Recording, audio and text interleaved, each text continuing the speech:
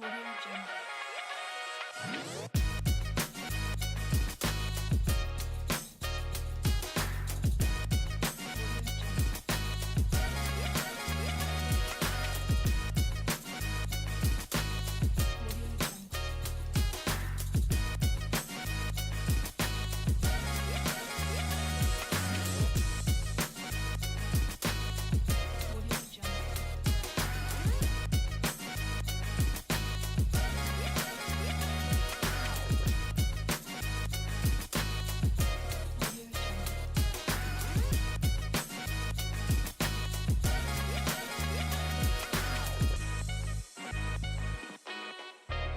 Audio Jungle.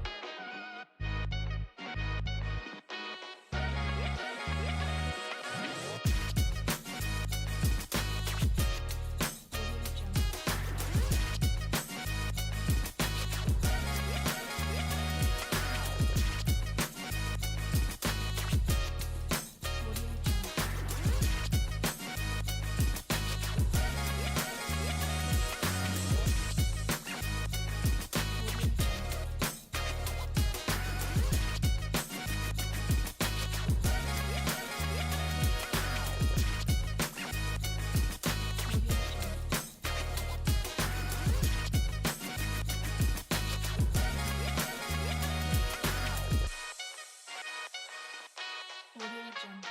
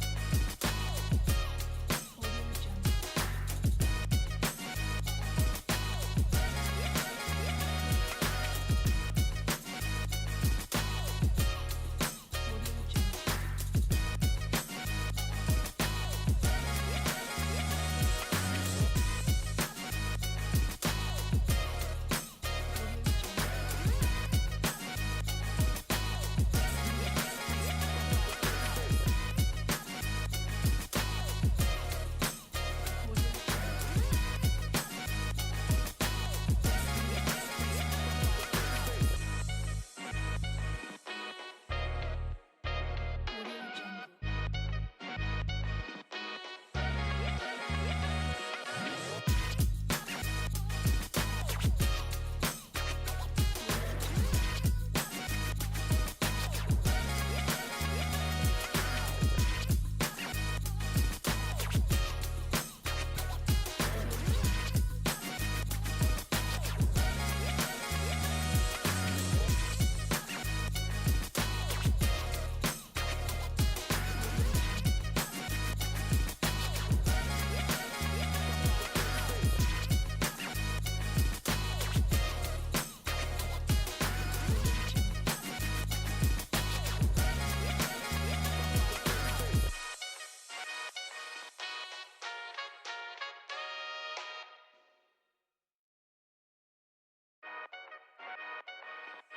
Audio Jungle.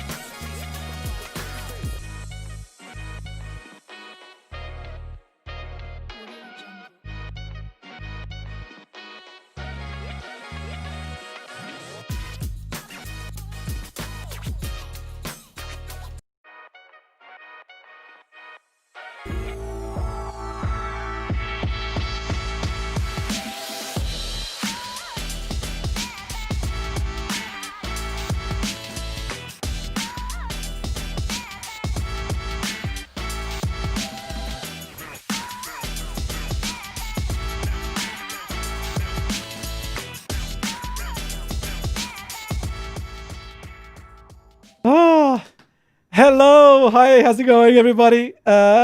Chris was just saying that he's in shock. It's like when I look at that camera up there, it's like I'm looking at myself and it's like a deer in a headlight. It's like... It's fine. It's fine. All right. Welcome to episode 5 of this RTC live show. Today I'm seated over here and my guest is over there. So the setup went kind of like, woo, rolling around. And let's see if everything is working technically. You know, this is always like live shows always have these technical things that might happen. So I just hope that everything goes fine. If you are feeling that there's any problem with the sound, just say something. We have 12 people watching us. Thank you so much for coming in and listening to this show. Today, I have the greatest Kristofer Whitford. Howdy. Hello. How's it going? How's it going? Thank you for having me. It's my pleasure, man. I knew that you're here in Portugal. I would have to invite you to come here and do this thing. The last time it was Alejandro. Yeah. He was here. It's kind of a different setup that we had, and we had tons of problems, technical problems. Yes, there was no audio at the start. And there was like a limit of the amount of people that we had on Skype. Yeah. So we had to put everybody on Google Hangouts or something like that. Yeah, because I was in London at the time, and it was, I was Skyping in. Oh, it hits me. I did a Skype in, didn't I? And there's a few of us who Skyped in, and then we did the second part, which was just Hangouts because there was a few. It was too glitchy. Yeah. Craziness. Thank you so much for being here. First of all, thank you to our patrons. We just released, me and Jai. We released this Patreon channel to create some nice training, some different training. That is a different experience that we want you to see. So first of all, thank you so much. I promised that I would show our thanks to our first patrons. Remember that we just had like a pilot episode and the first episode about tracking efficiency. We're doing a 2-part thing with this tracking stuff that we want to basically discuss the differences between trackers, not just explaining how to do the tracker because everyone knows how to do the tracker, but actually to explain the limits in each one of the trackers and how far can you take a point tracker or a camera tracker or a planar tracker or even a proper match move for basically people to know which one they should go straight away when they have a certain challenge. I can tell you which one not to go with. The Nuke planar tracker. Exactly. If you want planar tracker, go with Mocha. It will save your life all the time. Pretty much. Yeah, I think that's the one that I didn't even demoed. Yeah. Because I don't even consider that. It's just too tricky to use. Yeah, it doesn't work very well. No. It's quite tricky. It is tricky. Sorry, Nuke. But yeah, well, Nuke is fabulous, but there's a few things that is not meant to be used. I would say. Yeah. I think they basically give much love to other areas, and they Yeah. just leave the stuff that work kind of alright, Yeah. just when people need, and then they just focus on doing something else. They Yeah. don't take much time with that. Because I think it's based off like points, isn't it? Instead of like a pattern, like Yeah. like Mocha, it's like point based. Whereas like, Kind of feature based, almost like a camera tracker, right? but then you've got camera tracker. Yeah, So and then that gives you 3D perspective. So pointless. Anyway, so if you guys want to want to tune into our Patreon channel, you know where to go. Patreon.com/roadtocomp. You can sign up for this membership, several tiers. If you want more interaction with us or no interaction with us, we are fine either way. So thank you so much again to our first patrons. Supporting this will make us carry on doing more and more. We know this will take time. This is something that takes years to build, but we start somewhere, right? So, all right. Tell me about you, Kristofer Whitford. Oh, Who God. are you? Why are you here? because you asked me. Because you asked me. All right. How? If I wanted to introduce yourself, of course Yeah. you are a compositor. Yeah. You are a great compositor. But of course we have a story behind you being a compositor now Yeah. and you being here. There is this huge background that we have together. Yeah. That started how many years ago? I don't know, 7, 8. Yeah, probably about 7. Actually, yeah, maybe 7 or 8 years when we got started. Yeah. Yeah. Where did it start? Well, You want to tell us? actually, before I got into visual effects, I used to design PowerPoints. we all did something before visual effects. So, right? so yeah, I was a PowerPoint designer for about 5 years, and then I was that was straight out of college. Like I was like straight into that, but always knew I wanted to work in films. But then it's like, I always found it hard to like get in at first because I was like on the special features DVDs. Oh my god, like I would watch those religiously. That's what we want to see, right? Yeah, it's like I'd probably watch the special features on a DVD more than I would watch the movie. But the thing What are is, the best ones that you've seen until now? Is there any Blu-ray or DVD that you remember? Oh man, those special features were crazy. King Kong. King Kong. There was like 3 hours. I think that was one of the first that did like Nice. 3 hours, 4 hours worth of special features, and that was really cool because you got to saw the miniatures and all of that, and also the Lord of the Rings. Lord of the Rings. That was the one that I was Yeah. going to say. Lord of the Rings was the one that caught my eye like Yeah. big time. That should have been my first one. The production diaries for that were really good, and then I watched the ones for The Hobbit because those were really good as well. Not as good as the Lord of the Rings ones, but Yeah. still really good. But yeah, I would just probably watch those more than I would the movie. Yeah. That was beautiful. So It was nice to see the commentary with the director as well. It's Yeah. nice to see them commenting and like, oh, we did this here, we did that, we did that. It was fun, man. It was something that caught me from the beginning as well. yeah, So how did you end up from going from from that to that. To that. that to comp. yeah. Well, the thing is like I got into doing visual effects by just starting out doing like 3D modeling, like using Maya and all that type of stuff to try and like get into it because they never explain to you on those DVDs. Yeah, they just show the pictures and that's it, right? Yeah, but they always show like the CG stuff, like the models or the big visual effects stuff, and then all of a sudden it's together. And then I'm thinking to myself, like, I want to be that person who makes it to that last bit, but no one ever tells you what that last bit is. It's true. So I was like, it took me ages to like figure out that was actually it. And it was only until when I went to Escape that I actually went down originally to look into. Not that I'm promoting another place. I'm not. No, we share that as well, man. I talk about that all the time. Yeah, It's absolutely fantastic. so I went down to one of the open days to look into the 3D stuff.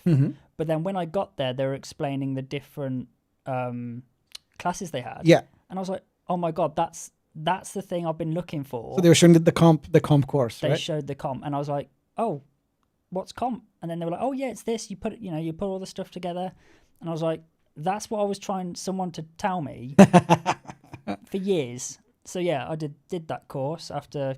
Yeah, I quit my job of 5 years, and then that was quite scary. So that was that we did this. So we did basically the same thing. Like I had a job of 5 years, and I also quit my job. Well, I put a hold on my job. Yeah. And then I went to London to do this. Yeah. So what were you working in London, or were you working in the north as well? No, I was working back home. So I'd never been down to. The only times I've been down to London was when I was working as that PowerPoint designer, and I used to have to go on site and stuff. So yeah, then did the course. I think I did the 18-week one. Yeah, same. Yeah, so I did that, and then couldn't get any work. Classic. Yeah.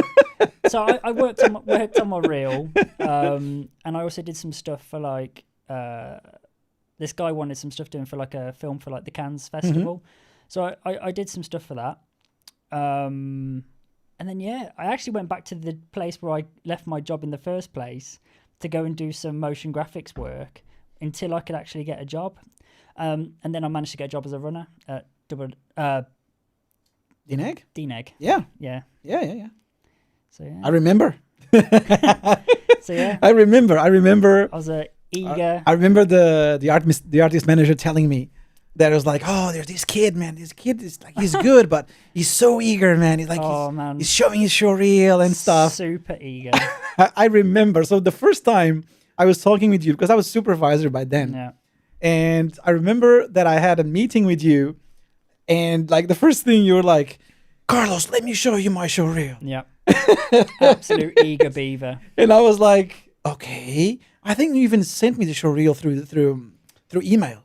Maybe. And I was like, okay, yeah, I've seen this. And then it was like, so what did you think about my show reel? And I was like, you know what? Yeah. Your show reel got you in. Yeah. But now that you're in, Yeah. let's do something different. Clean some kitchens for a bit. Learn to make a good cup of tea. That will get you far. It did actually. It did. Yeah. It opened the door, right? Yeah. I actually don't regret running at all. Yeah. I loved it. People always badmouth it sometimes. Man, But I always felt it's a good experience. I always felt it's one of the best ways of starting. Oh yeah. I didn't start as a runner because I had like previous experience and I didn't want to go through that. Yeah. But I always tell people that it's such a good. Depends on the place where you start, right? If the place where you start has a nice runners program, Yeah. that's brilliant, man. There's no shame at all. Yeah. There's no shame. And if people are being trained, and I try to help you guys with that. If there's someone that can help you while you are running, man, that's absolutely fantastic. Oh, so we have Charlotte Smith. Oh my. What's this, bro? Yeah, so that's my sister and my mom. We always have families and friends. Oh my god. Thanks, Mom. Deborah Whitford. Hi, Mom. How's it going? Not embarrassing. And you have Janardan Dwivedi. Hi, how's it going, buddy? Thanks for coming into the show. If you have if there's more people watching, just say hi so we can see that you are watching. If you have questions to our honorable guests, just make sure that you write that. Okay. So running, right? Like when you were running, I remember we did some late nights. Oh man, yeah. Some late night training. Like I remember that we were trying to get you guys ready, like up to speed to do something, to have eventually an opportunity. Yeah. And I remember that maybe we can get some of the guys. I don't know if they're watching or not. The dream team, the infamous dream team. If they want to join us, just let me know. You have our Skype. And I remember that you guys were competitive. Like that was one of the things that got me even more excited, is because there was a bit of a competition, like healthy competition. It felt like the Hunger Games, but in a good way. Louisa is saying hi. That's my future wife. Oh, hello. Congratulations. Thank you very much. Now I should put what Beyonce's song. Yes, I did. Oh, oh, oh. Oh, oh, oh. So yeah, I did it felt like Hunger Games? Like you felt like guys were really into it? Yeah. So I thought like at the because like you said at the beginning, I was showing you my show reel even when I first got in, and I'll admit, I'll be the first one to admit, looking back on it, I was a proper eager beaver. Like, and to anyone who wants to follow my example, don't. Because, like Carlos says, once you're in, you're in, and then just enjoy the ride. Whereas, like, I think I took it quite seriously at the beginning, which I think everyone would, to be honest. Like because especially if it's your first visual effects. Yeah, if it's your first visual effects gig. Will is in watching but working, so can't talk. Will is watching. You alright, buddy? How's it going, Will? But Will is in Vancouver. But yeah, no, it was good. I felt we had like good, healthy competition in the group. And I think it really helped. Having a bit of competition is always good. Yeah. Because it keeps everybody on the edge and trying to do better. If no one was competitive at all, yeah. If it was then you go stagnant. pure cooperative, yeah. Everybody was just slack. But the good thing I found is even though everyone, was competitive, that was cooperation as well, right? Yeah, it was. Nobody ever held things back from anyone else. Yeah, no one was hiding. No, it was just grinding, right? You had to, because I was giving you volume of work, so you had to push, you had to grind. There was no holding back. You either do it or you don't do it. And it was live stuff from Exodus, wasn't it? Or it was stuff. There was a shot we before. There was a shot we did before getting into the real one. Before getting into it, which we did as a test. Yep. Actually, before Exodus, it was better than that. It was Interstellar. I remember that we were recruiting people, and suddenly we were getting short of good people to get on the shows, and suddenly I remember that it popped up. It's like, oh, there's this group of people that I've been training, that I've been helping. They're very eager to start and give it a go, and they are really good because they've been literally just getting their asses on the line like every single day, every single week. And I remember like there was like started with 1 or 2, and then you guys were so good that they said we want more. Yeah, and then we're all on there. I think all of us got on, which is great, and we all ended up being we finished the show, and I remember pretty much. And I remember they. Is that political? I don't know.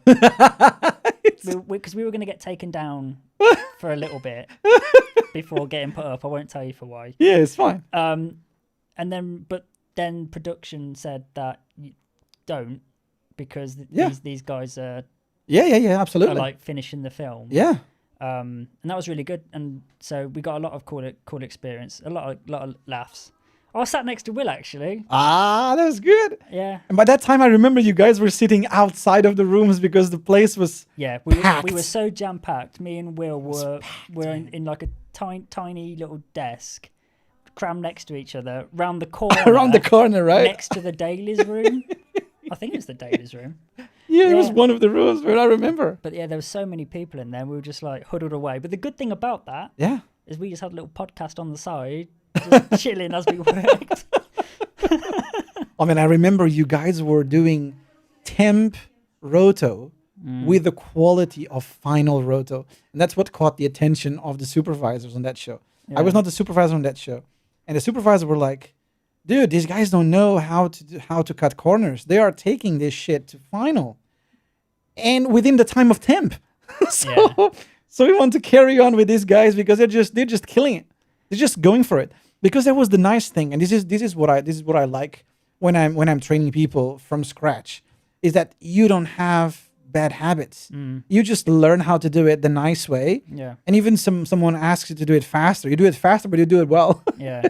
I remember the first time when you taught us about how to break up a shape, like that was actually quite mind blowing at the time because I remember even at Escape. Oh yeah, you were far from. I mean, to be honest, they didn't teach how to do roto, but because it was a comp thing, so it was more geared towards comp base instead of painting roto. But I would always used to like roto as just one big shape, or not one big shape, but at least if you're doing an arm, you'd end up doing it as like one shape for the arm, and you'd have to end up like moving all the points and points swimming all around, boiling to hell. Oh yes, we did have private. We did have a sofa. You have a sofa then as well. Yeah, we did. Yeah.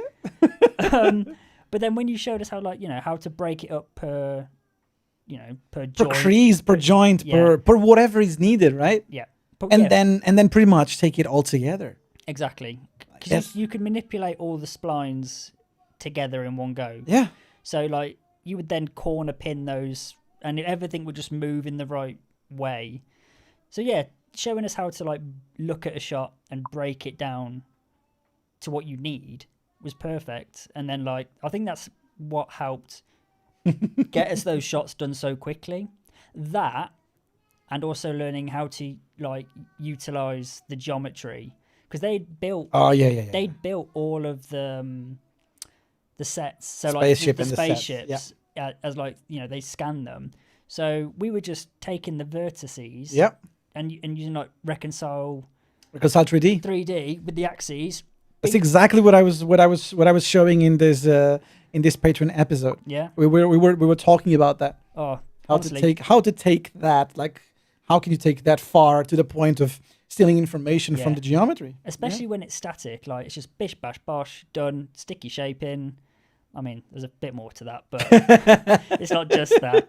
But understand. But like that, I mean, Christ, I can remember quite a lot of shots because I did a lot of stuff, and well, everyone did on Interstellar. Yeah, was mostly all the ship stuff with all like when it was broken apart and all of that. So you didn't need to do like animated roto in terms of like people running. All the static stuff. It's all static. So was just getting it with the right so information. A card in there, card to corner pin, boom. Just worked on the track, and I think I spent more time on the track than I did on the roto. Yeah, absolutely. And then that just got the shot. I think I got the shots through, and so did the other guys. Like in barely any notes. Like you said, during the temps, those shots would be for final, and that was just by utilizing what you had to offer. So. And most of these shots, people sometimes are not aware, but these shots have already match move done, because if there's going to be any CG done in there, that one of the early things they do is have a match move done. So with that match move, you can actually steal so much information in terms of tracking to get it right.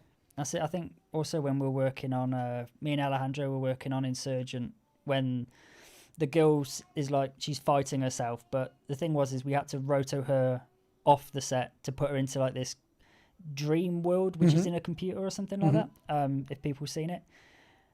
And yeah, they'd already match moved her because they needed the digi-double.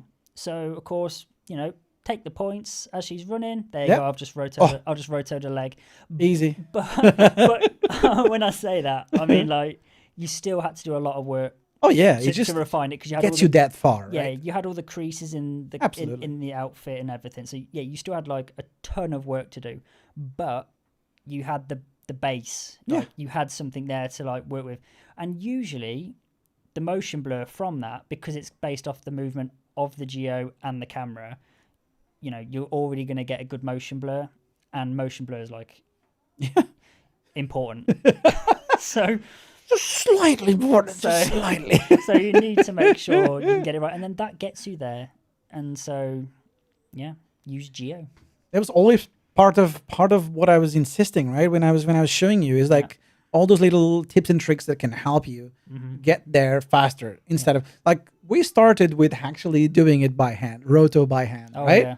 Like no tracking at all, just for you, because you always need to do a bit of adjusting by hand, right? And you need to understand how to do that. So you start with that, no help, and then you progress into actually speeding up with some tracking. Yeah.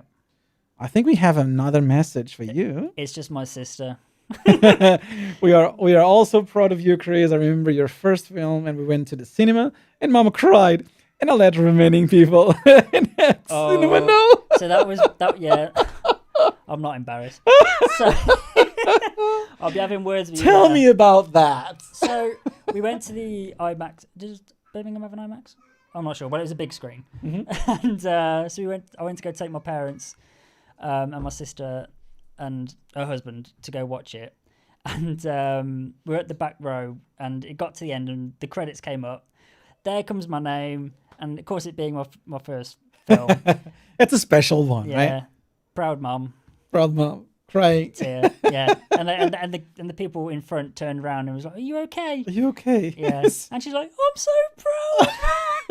My son's in the credits," and they're like, "Oh my god!" And of course, I was like, I felt so red, but then I was like, "Damn, yeah, my name's in the credits." That's like the first shock when you have the first name on the credits, right? That first show is like a big moment. I remember going. What was my first show? Dark Knight Rises. I remember it was so secretive that we had like the first screening of the IMAX. Oh wow! Actually, I did 2 screenings on the same night. There was like a special screening done at midnight for like super crazy fans, and we went there, and everybody was dressed up, like all the cosplayers, and everyone was completely like taking it super serious. So we went to that one, and then later that night, it was the actual premiere. So we had a screening just for the team. Oh, nice. There was no one on the IMAX, on the BFI IMAX. Yeah. There was no one else. So that was very special, man. When we waited there and then we saw the names in there. Yeah. That was special. Especially when it's your first film. Because that was the first one for me. It was the first one, and then when you see your name in cyan, that's the second. Yeah. And then when you see it twice, it's all right. And then you see it for 3 times, it wears off. Yeah. I'm only joking. That was like a little... It's still cool. It never wears off. Never wears off. Never wears off. Well, it's different now. Like I don't go crazy for seeing my name in there. Yeah. I actually prefer it because I don't know if people know that's most of the companies don't always have enough places to put everybody on the credits. So there's sometimes way more people that didn't end up in there. So usually the people that work the most are the ones that stay there. Yeah. And sometimes you get on a show just for the last, 3 weeks, and then you end up not featuring the credits, and you're like, damn it. Oh, no, it's a shame. Or sometimes you end up in there twice. Because you move companies and then end up working on the same film at a different place, and you get it twice. And that's happened twice. And I remember someone, I'm not going to say the name, but I remember someone that got on the same show 2 credits on the same company as different positions. Oh, really? Yes. I've not seen that before. I've had it for different companies. That's normal. That's happened a few times to people. But that's a special thing, right? When you see your name in there the first time, that's like something special. Yeah. Yeah. That's really cool. It does give you a little, you made it. Yeah, you made it, right? It's kind of the stamp of approval that's like, yeah. Definitely. Because to me, it's like, well, to everyone who's into cinema and wants to, achieve that goal, to me, I kind of felt like you've got it immortalized, because that's always going to be there. Yeah. Unless something happens where every single copy of every film vanishes off the face of the earth, you're always going to have something of you pretty much there on the screen, which is pretty cool. It's just a shame that we always get the credits last. Yeah, well, it's politics. It's politics, right? Yeah. it's part of the game. Yeah, but it's nice to have it nonetheless. I usually tell people that the movie only ends when the credits end. So everybody, and there's a lot of people that actually got educated on that, Mm. and they stay. They didn't used to stay Well, until the very end. Do you know why? And now they stay. Marvel. I think, Ah, that's true. Because they were the only ones who started Post credits. the post-credit shot, and of Yep. course now everyone wants to see what's happening in the next, like either that deleted scene or something that's coming up in the next film. Yeah, It's like that got everyone hooked. It got them conditioned. that should to actually happen stay in every movie. It does now. Like, but the thing is most movies don't have end credits. Like I've been to a few films. They don't have them, but everyone still sat there waiting For something to happen. for something to happen. So I think people have been conditioned over like the past 10 years of Marvel films where they know they're going to get one, and now people stay, which is good because the good thing about that is it makes you also appreciate Absolutely. all the hard work that people are doing in the Absolutely, films. man. It's such a nice moment when we see our names in there and the teams, and even from other companies. Like we're seeing our company, and we see other companies. We see our friends working at other companies, Exactly. and we're like trying to figure out where the names are. That's it's a special moment. It's a special moment. And it's good because like I always think of like people in the VFX as working in like a traveling circus. It's like Pretty much. everyone keeps moving around to different companies, and it's a small industry. Yeah. But it's nice when like I'll go to watch a film, not realizing one of my mates has worked on it, Yep. and I'll stay for the credits. Oh, And you see it we all there. worked on it, and it's like it's nice to It's really see nice. what people are doing. It's a nice surprise. Yeah, so that's pretty cool. So, how did it go? So you were saying that you were started on Interstellar. That was a pretty nice gig, right? IMAX show, Christopher Nolan, Yeah, all the bells and whistles, I won't lie, that was and got so an Oscar lucky. and a BAFTA. and a BAFTA. Schling. I have actually got a picture of that. Actually, I think you used it for the picture. I did. So There's some stories with the BAFTAs and the Oscars that we cannot tell here. We cannot tell. no, but But there was- moving on. yeah. Nothing to do with me. No, nothing to do with Chris. I'm good. Chris is same. Oh Christ! I'm gonna get messages. What happened? Nothing. Nothing Um, special. He's joking. What was I gonna say? Oh, yeah. After that, And what because, happened? because Interstellar was like Yeah. massive. Like I felt so lucky to be on that as like a first show. And then what did we do after that? I think it was Exodus. Yeah. With you. Yeah. And that was really cool because then we Yeah. got to move up from doing roto, but we got to then progress more into the paint side. And you were no longer runners, right? While we're doing Interstellar, you were That was still it. like Yeah, you were we- still on the running We side, were right? still technically Technically, classed as like a runner for a bit, and then we got moved up to artist. Yeah. Just before the end of Interstellar, but then Exodus, we were like legit roto artists, which Absolutely. was a great feeling. And you got to progress into paint, right? And we did. We then got to start having a little dabble. I remember your first shot Which one was that? with the water and the Is that the- crocodile. Was that the first one? Yeah, that was your first. That was your first real shot. Jesus, I thought I was going to die doing that. Trying to paint back water, Yeah. splashing when the guy's wriggling about and you've got to remove a fake crocodile so that they can put a CG one in. Oh, Jesus. That was difficult. I don't even know. I wouldn't be able to tell you now how I did that. Well, it's all about practice. Yeah, Like you have that. There's no way of learning how to paint no. by just watching a tutorial. Like you need to practice. You need Yeah. to make a mistake, and you need to restart it.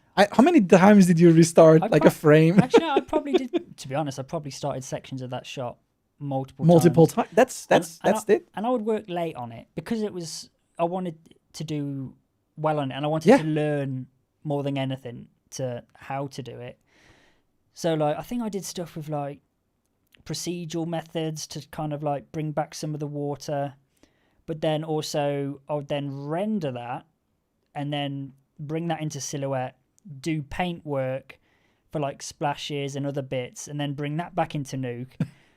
But then you do something else later on, but render that and bring that back into silhouette. Like it was a constant, like you couldn't just do one thing and then move on to the next thing. You had Yeah. to kind of like jump around And at first you don't know that that's going to happen. Like, you try and plan out what you're going to do with the best intentions, but It goes sideways. yeah, and then you think, oh Christ, so how am I going to do this? Hey, Scotty! How's it going, mate? But yeah, that was an eye opener. That was kind of the game changer, I believe. It's like when you are thrown, because you are now so into doing your rotor and you're so used to it, that you get comfortable, It right? becomes second nature. Yeah. And then that is for me always the case. You are comfortable doing something, and you are training to do something else that keeps you uncomfortable. Yeah. That's for me, and you are keep proving that you want to learn, you want to practice, so that someone eventually will give you a chance of doing it. And by the time you do it, and I remember we did a few test shots before I happened to prove to production that you guys could actually do paint. Yeah. We did a few test shots again late night. Yeah. And having to do it off the normal working hours. Normal hours, yeah. But I remember that way I did it was like one shot divided by everybody, and everybody did a few frames. Yeah. So to prove that you guys could actually do it, and then I said, if you guys do this, you'll have a shot. Yeah. And that was it. Everybody got a shot. Yeah, and that was a really good way of doing it, I think. But I don't think you'll ever learn better than doing it on the show. Oh yeah. When with the pressure, because it's and like having to make it perfect, right? yeah, It's not just because you're doing it just for a test. yeah, You are doing it because it's going to show up in the movie, and you can't fail. yeah. And the thing with, like, if you haven't moved to comp yet, you'll soon realize the difference, which I found is the difference is, like, with paint and roto, it has to be. It's Boolean, right? Yeah, it has to be on. Yeah. It has to be on point, because It's right or wrong. you can see it. Comp is a different barrel of it's fish. it's a like, different beast, right? It's so subjective. It's subjective. Like, you could be working on a shot. Pretty much. Everyone could love it. You could show everyone and be like, oh, that's really cool, that's really cool. And then one person, probably the most important person, will go, oh, actually, No. I'm not a fan of this thing. Just one person out of like, it could be everyone really liking it. So yeah, that's the one thing with paint and roto. If you can become an expert at paint and roto, you'll smash comp. Absolutely. That's, for me, it's kind of it's the natural progression. People say like, oh, but you always insist in roto and paint. Well, because roto and paint is comp, is the basis of all the comp. Yeah. It's like, well, why roto is the basis of all the comp? Well, because it's the mindset. Yeah. The mindset of doing roto. Like, you need to grind. You need to take yourself to a place where you are completely uncomfortable and tired, and sometimes repeating something. How many times do you have to paint an edge? Like, if you are finishing the shot and you need to paint an edge, that's a repetitive task that you're gonna have to do, and you need to be technically really good at doing it. Yeah. For it to actually work. So where did you learn that? Paint in roto. Yeah. Right? How do you end up doing good scripts, efficient scripts, learning all those techniques, like all the projection stuff, all of these things, like dealing with 3D. Sometimes I see a lot of courses doing this as the advanced part. Yeah. Oh, this is the advanced course. We're going to do a projection, or we're going to learn how to put a card in 3D space. It's like, that's roto for me. That's roto lesson 2. You do that in paint and roto straight away. It was roto lesson 2, right? You need to, but then you are introduced to these things in an easier way. So I didn't throw like a UV projection straight away at you, right? No, I've shown you what is a camera. Yep. How can you put a card in there? How can you extract that camera information? And then you progressed into that. When I showed you what is a projection, you already know, like, you've done that millions of times. Yeah. So you're like, oh yeah, this makes sense. This is very easy, because you're no longer worried with the environment. Like, I know the interface. I've played with this for so many times. Help me in a ton in DMP too. There you go. Say Scott. Absolutely. Scott is a DMP artist now, and he progressed from the same thing. He was a roto fellow paint. roto paint. Yeah. And then he went into DMP. Like, again, like the good habits. It starts there, progresses into comp, progresses to DMP. Yeah. Man, it's for me was the best school, and it's the school that I like to teach. Yeah. And usually people don't disappoint, man. It's like, Yeah. people that have been through this program, like, they've become the best, Yeah. and they've become people that I can trust. If someone is in my team, Yeah. and I know that you've progressed through this, I know that they will respect when they get to comp. They will respect the roto artists, Mhm. which is Oh, like, God, yeah. man, we're fellow roto artists, right? I- So we know the pain. Yeah, I think there's been a few times where there's been you'd get talked down to when you're in paint and roto by some people. Oh, yeah. That happened a few times, but yeah, you never do that when you're when you're moved from roto paint. Oh, there we go. So yeah, when you move from roto paint to comp, you then understand, Yeah, and you can even help the paint and roto artist. absolutely. Because sometimes, like, you need, when you're trying to do a comp, there'll be things that you know that they won't. Because they'll get told a specific brief. Yeah. Like, paint out Megan Fox in Turtles. Because you've got to replace it with something. Well, but then... Why Megan Fox? Oh, because I was gonna say one of I'm my joking. I was gonna say one of my hardest shots I did was in Turtles, and I had to paint part of her away so that they could. What was it? No, I had to paint the stunt double who was dressed as a turtle out so they could put the digital ones in. So, so I had to rebuild Megan Fox, Oh, nice. like walk in. Wasn't bad. Lucky boy. And I've lost track of thought now. What was I saying? I knew. That was it. I knew that was going to derail you. But when you become, because when I was doing that as a paint and roto artist, all I knew was like, okay, so I've got to get rid of him. But it's like, how much of him do you need to get rid of? Yeah. Where the comper will be like, oh, I've got the latest lighting submission with the with the approved anim. And it just shows up in And- a tiny bit. Yeah, so it's like, you don't know that. But then the comper gave to me the renders for the lighting. So I just dropped that in as a quick slap comp and then just use that as a guide. And instead of having to like spend all of my time painting out an entire person with a massive like grey shell on his back, which took up so much of the shot, when I dropped in the lighting, I'd be like, oh, okay, I only need to paint out a third of that man. Yeah, absolutely. And so if you actually took the render off, Yeah. you're going to see half a stuntman Yeah. walking behind. I mean, no one's going to ever see No that. one's going to see it. But because it's covered, then, I mean... That's why it's important time to... saving. It's teamwork, right? Yeah, it's all about this start with supervision. Like if supervision and leadership can actually anticipate these things. Yeah. Sometimes we need to start doing the shots without knowing. Mm-hmm. But when sometimes there's difficult shots, Yeah. there's really clever people that don't want to commit to actually spending too much time and actually waiting for the first layout to come in to then start the shot. That's a really clever approach. Yeah. When there's time to actually do that. Yeah. So, yeah, I think it's useful for, like, definitely when you've moved up, you know what to do, or you know what you would have wanted. Like, when you were back in Roto Paint, you would have been like, oh, okay, I wish I would have known this. So when I start a comp, you know that you can talk to your Roto Paint artist and be like, cool, I've got this. This is all we need to do. And I can even help do something. Because, yeah, it's all teamwork at the end of the day. We're all doing the same shot, right? There's no real difference. Like, oh, the shot is mine. Sometimes people say, oh, the shot is mine. No, the shot is not yours. It's like the shot is the client's. Yeah, and it's everyone's who probably like 10 people worked on that shot. Even the pipeline guys or everyone, right? That's it. It's everyone's shot. It just means that you've ended up finishing the shot or spending a bit of time on that. Yeah. Doesn't mean that the shot is yours. Like not like it's solely yours. It's not solely yours. It's a group. It's part of the team, right? It's part of the group, and you end up being lucky enough to be part of that shot. Yeah. All right, talking about shots, and there's 16 people watching us. Hello. Ooh, Make yourselves visible. Say hi. Type it on the comments. Say hi. Say where you go. Where are you?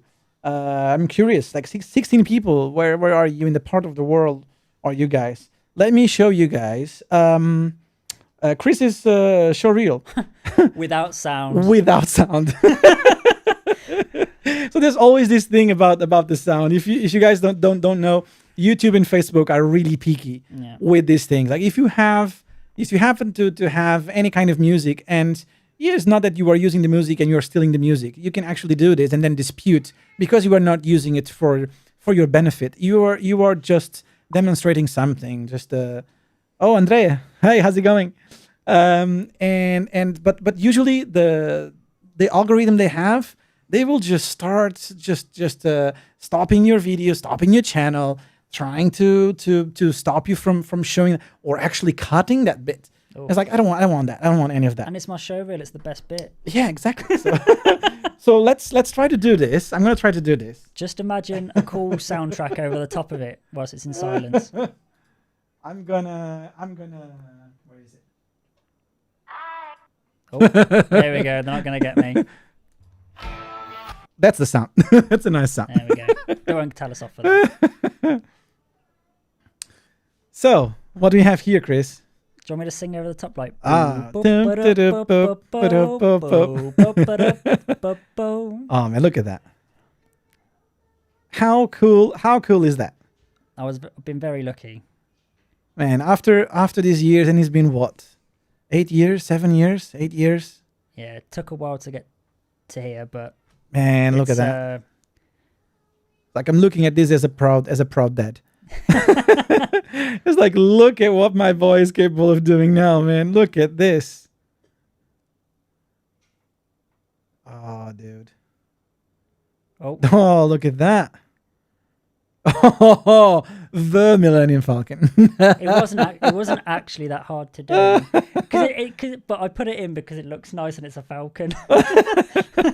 Oh man, in Jurassic Park. Oh. Jurassic freaking Park. That was probably one of my favorites. Oh, and look at that. Like, come on, you have lightsabers on your show reel. Yeah. Get out. I will admit it was a nice little tick. Matt Smith. Whoop whoop. That's my brother-in-law.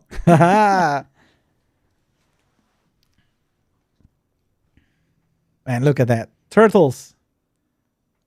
Oh, Spider-Man. Spidey. Aladdin. Man, this is all like movies from our childhood.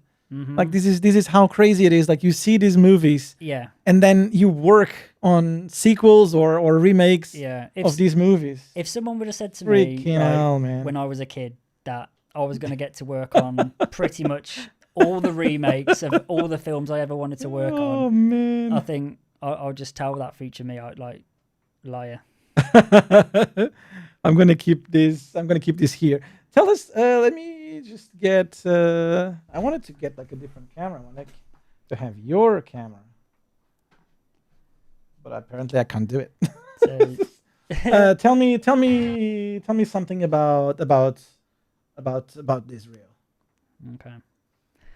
Well, for all you keen-eyed people out there, you'll see that this is all my ILM stuff. All right. Thanks to COVID. Pushing back all the movies, so Man. Bumblebee. I couldn't Oh, do look at this shot. that was actually the very first shot to be true. shown by the director, because when we did it and we showed it to him, he loved it so much he tweeted it. Oh, So nice. that was quite nice. Nice, man. That's. Let me go back to it. And it's actually that Jurassic World was one of my favorites because it's like that was like the show. I think I was one of the longest compers on it. I think I started it from literally the beginning. Yeah. Helping doing some of like the look dev on some of the the Stiggy Moloch character. Yeah. Which is like the baby headbutting type one. And we have. I was on it for like further, this one. that's right? the one, yeah. Stiggy Molly. And then I think I was on that show for like over 12 months. 12 months. Oh, man, Yeah, that's long. that was like, I think a couple of shows had been and gone. Like, Star Wars had been going on, and Ready Player One, maybe at the time. Look at this, Sticky Molly again. Boom. That's nice. That's one of my favorites actually, because that shot where I had to fake a pull focus because actually that background was meant to be was all sharp. But then the director wanted him to like come towards the camera. Yeah. So we had to fake the defocus. Nice, brilliant. Gorgeous. Yeah, I mean the lighting guys and texturing guys like did an amazing job on him. Right. Genie. Oh, that was really cool. We did so many Aladdin shots, man. Like, Yeah. so many. We didn't do any of this sequence, but we did a lot of Aladdin shots. I loved it working on Aladdin. It was fun. It was Yeah. fun. Some more Transformers. Transformers. That was actually one of my first shows. What was my first one for comp? First one for comp. It was. No, no, Turtle. Was it after Turtles. It was. I did Turtles as like my trial run. Yeah. And then I think it was Life. Yes, we did the opening sequence for Life. So I was doing that. Look at that. It's pretty cool. Look at that. And it was funny because in some of the magazines, like what was it, GQ magazine or whatever it was, They had that shot. They kept saying like that shot. They went, "Oh, we're using animatronics." Bitch, please. No animatronic there. You'll be using beautiful visual effects. But what was it? Yeah, and then Transformers was my second comp show. Oh, look at that. Freaking lightsaber, man. That's cool. That entire forest was all replaced. Oh, this one is the Pretty blinky shot, right? Is the one that Not gives you chills. not that one, but there was other flashy shots which I was like, oof. Oh, look at this, man. Such a nice creature to have in there. Oh yeah, he was really cool to work with. Nice close up. That was my test shot actually. Oh, look at that. My first comp. Yeah, my first comp shot I did. Beautiful. And then what was that? Spider-Man. Ah, that's nice. There's a lot of effects in there. A lot of funny thing. That's a nice shot. That's one of my favorites. Just because there was so much going on, and it was a bit of a hero lovely, shot, man. so it was nice to. That's brilliant. Congratulations on that. I'm just saying, it's Chin like chin. freaking hell. Thank you. Way to go, man. Way to go. Like 7 years doing this, and it's just brilliant. The work that you've accomplished in there, it's just fucking outstanding. Cheers, I love it. I love it. Matt Smith says your nephew loves Uncle Chris for Jurassic Park. Yeah, my nephew Lewis is obsessed with dinosaurs, and I was just like, "Oh, I've worked with the dinosaurs from Jurassic Park," and he was like, "Really, Uncle Chris?" Oh, Blue. And I was like, "Look at this one." Oh. But he loves it. He absolutely loves it. Oh man, my kid doesn't know that you've worked with Blue. Like you have the shot with Blue, and it has that big Blue in there. Big Blue. He loves Blue. He has, I don't know, 4 or 5 Blues, from tiny ones to that massive one that eats all the cars. Yeah, it's such a cute dinosaur. It is. Yeah, it's really well done. It gives it a lot of life, a lot of human, the human side. And there was a few other shots which I don't think they were full screen, but I think it was when the girl was watching it on the computer, which when we were comping it was obviously full screen, full which on. would then get shrank down and put in a monitor. When he's he's like, touching and he's like and doing he's like treats bouncing around and eating the treats, and like it showed a lot of personality. Oh man, it's so nice. And that was really cool. That's so nice. So I love that character, and it's I don't know if you know that the Velociraptor that it shows in Jurassic Park traditionally, it's not really a Velociraptor. it's not really. What do you mean? Like they've since then they've developed the idea of the Velociraptor. The Velociraptor has feathers. Oh, in real life, yeah. It's completely different. It was smaller than that, and it has feathers. The anatomy has changed. Yeah. But it became so, I don't know, so particular to Jurassic Park. Yeah. That I don't know. I think they keep like this model, almost like I don't know. It's like the MCU of the dinosaurs. They've created this Velociraptor that everybody knows and everybody believes that's the Velociraptor. That's the thing. I think they did that with all the dinosaurs, really, because I think when I was a kid, because I mean, I'm 32 now. Mm-hmm. When did Jurassic Park come out? The first one. Oh, 90s. So I wouldn't have been more than 10. Oh, Less than you 10. were, yeah. Jurassic Park. if anyone knows when Jurassic Park came in, just So it's let us know. So if I think all of my like knowledge on, I mean, I loved dinosaurs as a kid, and I had like a Jurassic Park encyclopedia with all the with all the dinos in. So my entire idea of dinosaurs, like, was just based off Jurassic Park. Yeah. So when someone tells me, "Oh, they've got feathers," I was like, "What?" 1993. Oh, Scott is saying Scott got it. 1993. Yeah, it's 90s. Man, but by that time, I don't know if they had this new model. Like basically, for instance, the Spinosaurus, it has changed. Like this last year or whatever, they've did a new model. They've discovered new things, and now they know that it's a bit different than it was back in the day. So I have actually like one of the latest Spinosaurus models, and I had two guys here that are specialists in dinosaurs. Yeah. And they were like going crazy with it because that's the latest and greatest. They keep renewing these anatomy models. Yeah. And definitely the Velociraptor is the one that is kind of like totally it's different. Outdated. Yeah. But the one that they've done looks much cooler than the real one. The real one looks like a chicken. The one with feathers. Yeah. It's a bit weird. I think they've got something like that at the Natural History Museum. Probably they've updated that. Yeah. Yeah, and they didn't like the model and it had like the feathers on it. I wasn't sure if it was a Velociraptor, but now you mention it. Yep. It's like if a Velociraptor from Jurassic Park and a chicken had a baby, it looked like that. It's like a violent parrot. Oh my goodness.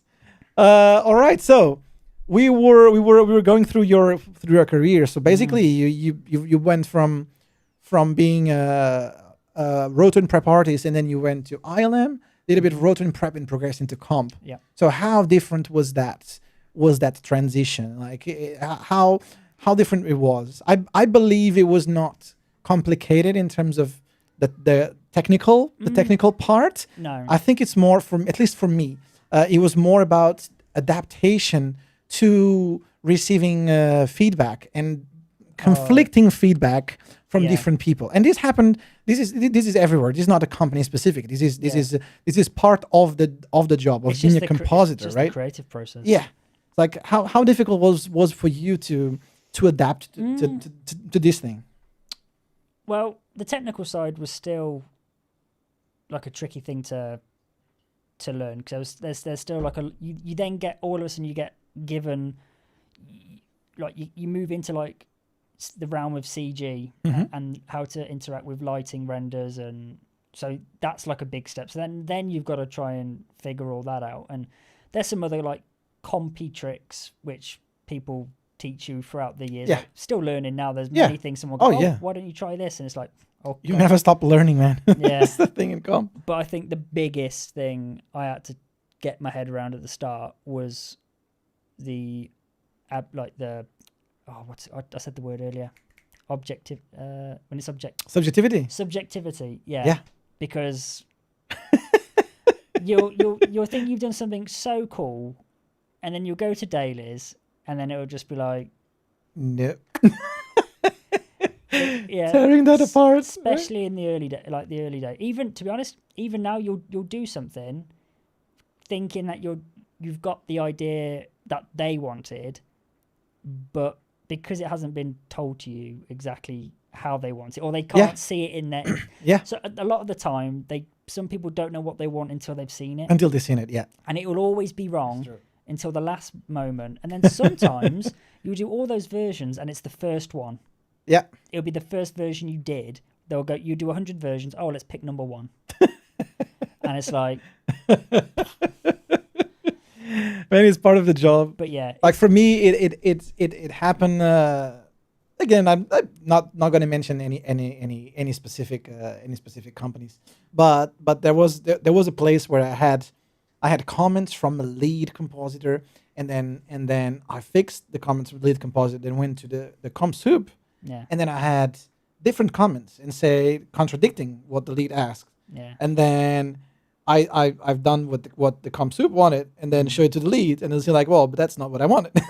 Yeah. And then like after doing like several iterations of this, it goes to the visual effects soup, and he's like, what the hell is this? None of that was right. I wanted That's right. this. I want something completely different. And then we restart the process. Yeah. So it is like these tiers, but everybody, like, I'm not saying this with a bad connotation. It's like everybody wants the best for the shot, right? Yeah. Everything is getting towards what the client wants. That's it.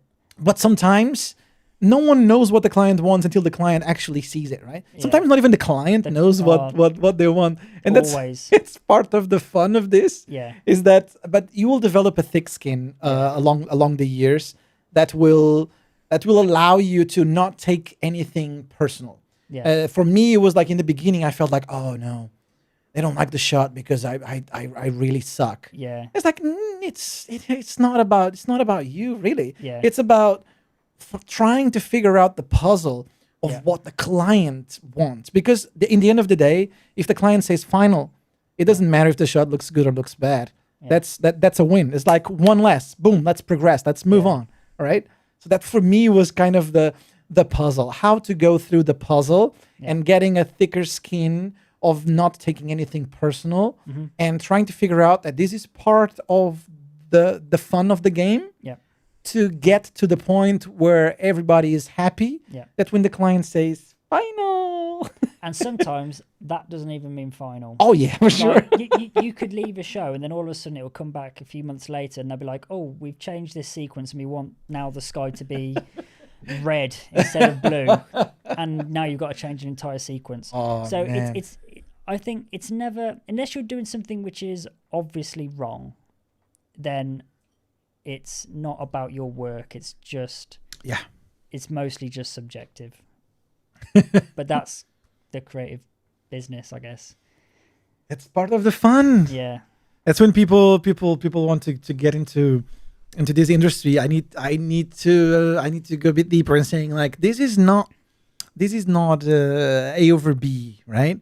This has a lot of psychology to it. Yeah. This has a lot of learning how the process works, how to deal with people, how to deal with production. Yeah. Sometimes you need a bit more time to finish a shot. Sometimes you finish the shot earlier. Yeah. And the idea is that you don't want to take a piss in any of these times. Like if you finish a shot earlier, you just be honest and say like, finish the shot. Yeah. Give me another one. And if you need another extra day, you keep it real as well and say like, I really need an extra day. Yeah. Right?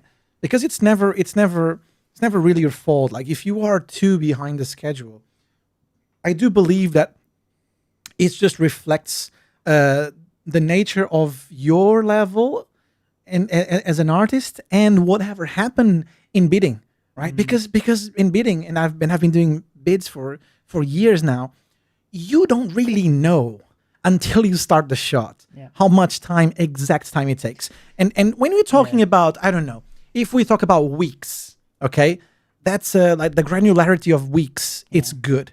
But when you're talking about, for instance, for like a comp or for like roto and paint, which is like 1 day, like what's the difference between 1 day and 1.5 days? That's like easy. I can give you a really bad version in a day.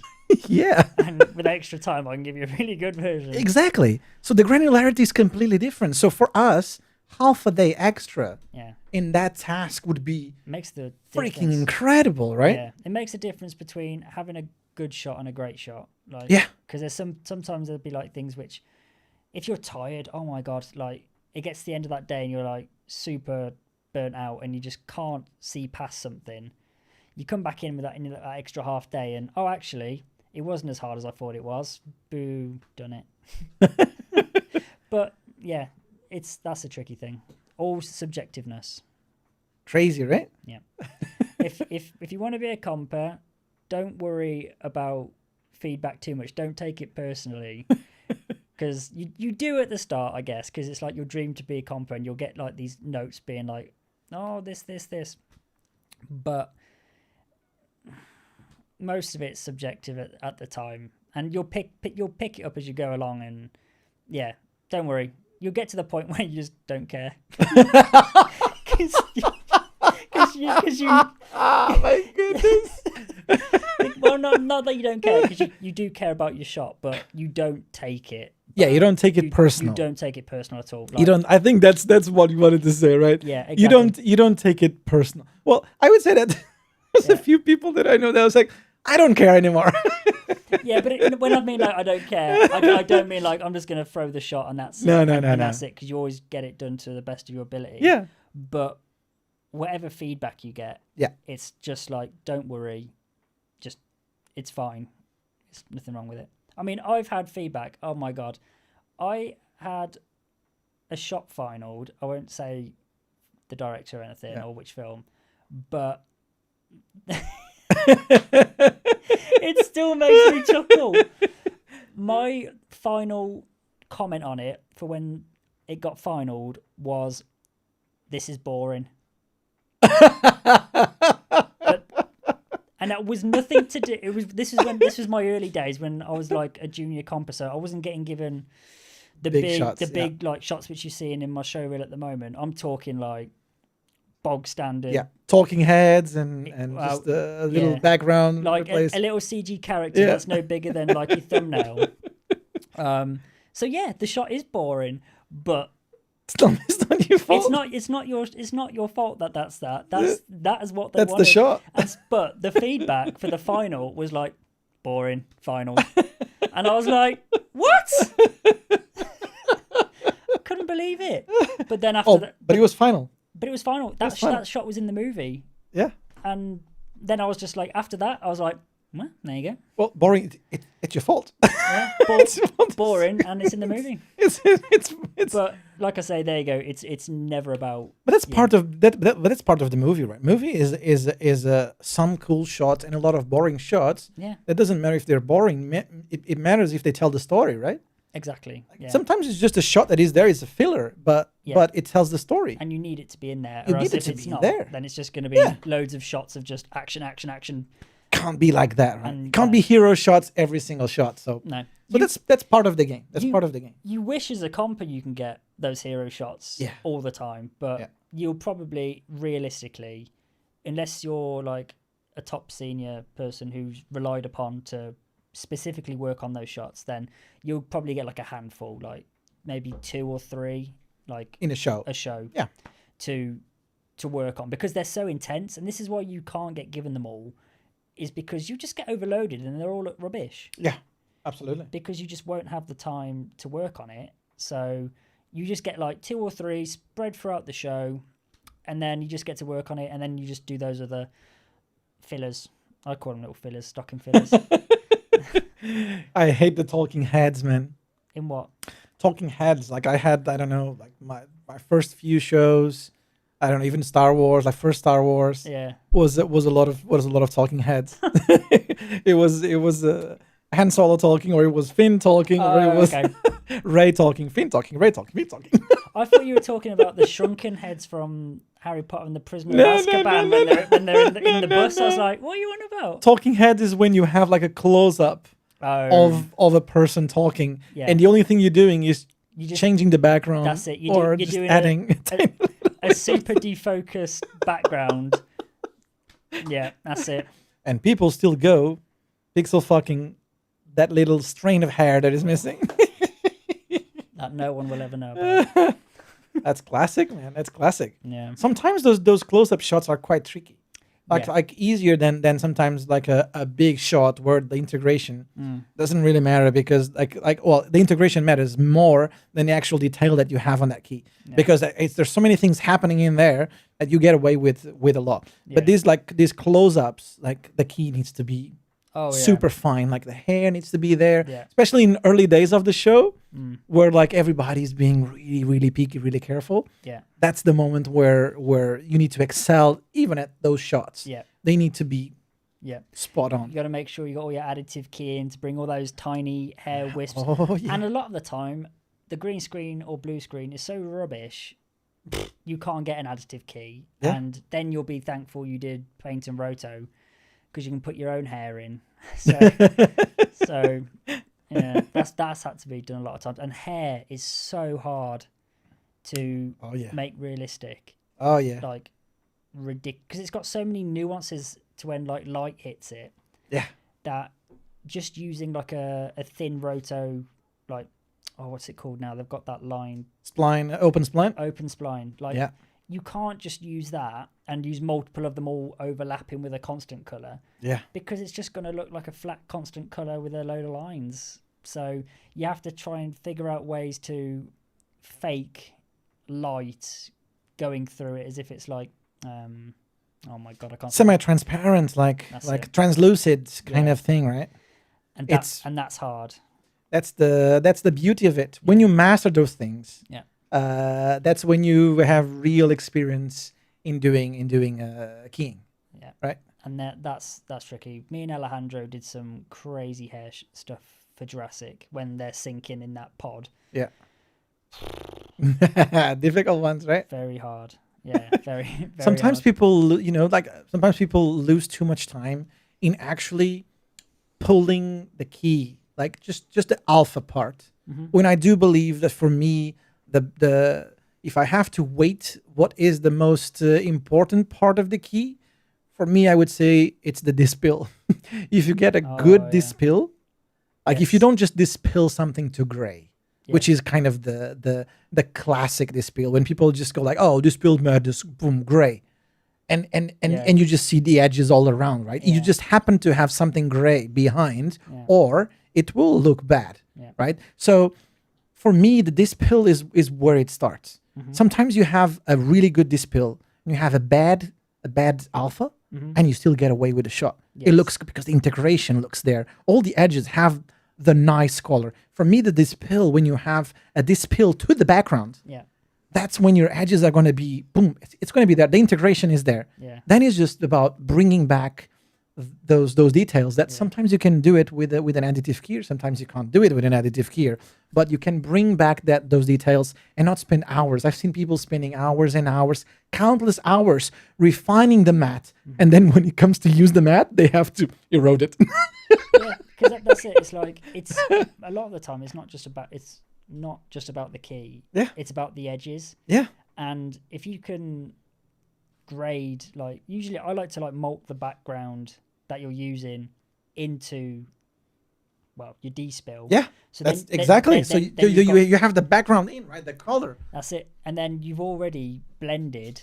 Mm-hmm. You've already blended your comp.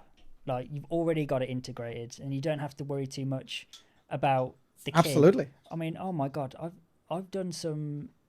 When you don't have the time, try and spend the time doing the D-spill, because that's the thing that's going to get it to integrate for edges. Absolutely. Because you could do a rubbish D-spill, and you're going to get like dark edges, bright edges, depending on which. Like, You can green or have the blue screen. best alpha in the world. You can be the best guy in doing maths Yeah. between all of those keyers and like pulling 10 IBKs and 10 key lights, mixing different things, even changing the color of the background. Sometimes I see people Yeah. just making a bad green screen Mm-hmm. look like a perfect. They comp in a perfect green screen, so Yeah. they can then just use a one click, and then they have the keyer back. Yeah. They have the keyer done. And it's like, well, but you've just destroyed your edges. Like you Oh, are comping in a flat green screen, but Yeah. but you're not going to use that green screen. You're just going to use the edges. Yeah. So forget about everything else that is in there, Yeah. and just focus on what is touching the edges of your shot. Right? Yeah. That's the How- only thing that matters. It's like, how does it blend? That's the thing. It's Yeah. like you've got soft edges and you got your hard edges, but you try blending a soft edge when it's like you've got a bright background, but your edges are like Yeah, black because of the Absolutely. your D-spill was wrong. this pill was done to nothing. Yeah. Right? It was just a bland this pill. And it doesn't matter how good your key is. It's all about comp is about integration. Yeah. And if you don't do that, then How good it looks when it's final, right? yeah, But then you need to be very careful with something that I don't know if people are aware, which is tech check. Right? I've seen people just blasting through the creative part of the shot, yeah. and then when when the client says, "Yeah, that's final, let's tech check it," Think to the future. and then like, what is tech check? Yeah, What is tech check? If people don't know what is tech check, Chris. it's evil.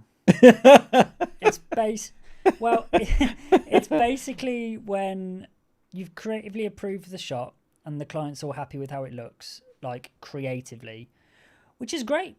But then they're not looking at it technically as if like your edges are integrated, because a lot of that time is like they don't have enough time sometimes in daily sessions to go through with a fine tooth comb and go, that's wrong, that's wrong, that's wrong.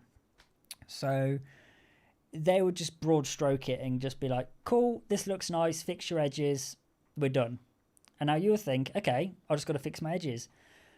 But if you haven't thought ahead and started doing tech checks to your edge work, you're just opening yourself up for a world of pain. Oh yeah. Because some people, like, especially if you've got like a really messy script, really convoluted script, then you are in for a treat, right? And because usually what you want to try and do when it comes to tech checks is think of it like this: when you're doing your comp, try and get it as good as you possibly can, so that all you have to kind of do is check grain, because that's that's very important. Grain, and prepare it for dimensionalization, right? 3D stereo conversion. If you're doing that. But yeah, you just want to make sure the technical side of the shot looks correct. So that's grain. Make sure like there's no weird boiling or popping or just something strange that's happening that shouldn't be there. But your creative side, you want to aim to make it look as close to final, like tech final, as you can. Yeah, there might be a few things that sneak through that you didn't notice at first, but yeah, you don't want to leave that stuff to the end, because you will not have time. Because tech checks, that usually they'll say, oh, can you just give us a tech version by a half a day, just to give it a quick once over. But then you'll end up crying, because it will come back and you'll get a list of stuff as long as your arm, and you're not going home. I usually say that's the difference between a junior comper and a senior comper, is the amount of time that you take from creatively approved to tech check. Like a senior comper is so seasoned in this thing of knowing that I'm doing the shot creatively, but I'm already taking care of the tech check. There are even people that don't even, some of the shots that I've done, I don't even consider that I have to do tech check. It's tech checked from the moment I'm doing it. If it depends if you have time to do the shot slowly, or if you have to rush out a creative shot. Okay, if you have time to do it from the beginning. Start tech checking your shot from the beginning. Just get your, like, of course, all of us do a bit of spaghetti. We try things. And when it starts to get into place, you start digging in and trying to get that stuff right. Right. And when you submit your shot the first time, it's like 85% there technically. So then when the next time that someone asks you creatively to do a bit more, just a change, you add a bit more technical check as well. So you just go and dig into the grain. So the grain now is now correct. So that's like a tick check is on. And then you just start adding like all of those fine details on the hair and all of this. So when it gets to have the creative final, like when people say, oh, tech check, and you're like, well, it's pretty much it. So you can just adjust a tiny bit on anything that is missing. And then boom, basically your tech check should be done in like half an hour. And ideally it's done. I think, and most of the time, like, you will always get notes on the tech check.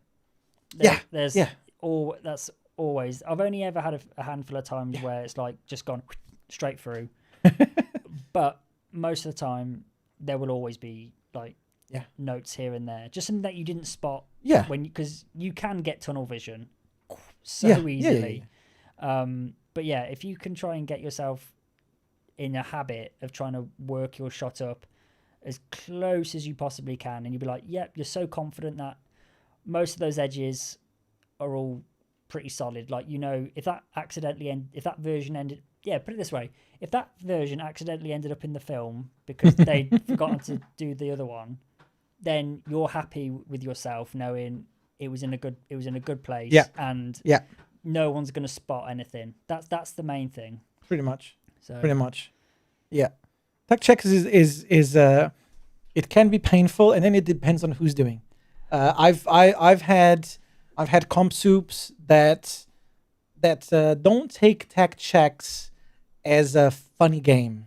They do it for the good of the shot, so they are safe. Yeah. When they have the shot, they are comfortable that the shot is in a good place. Yeah. But I've had other people that take it as a funny game, and it's like the game of let me find the pixel, and they start pixel fucking every single thing that, to be honest, doesn't even make any difference.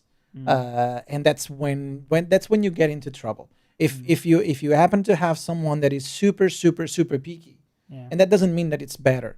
It just means that that person is extremely picky and is just making the show lose time.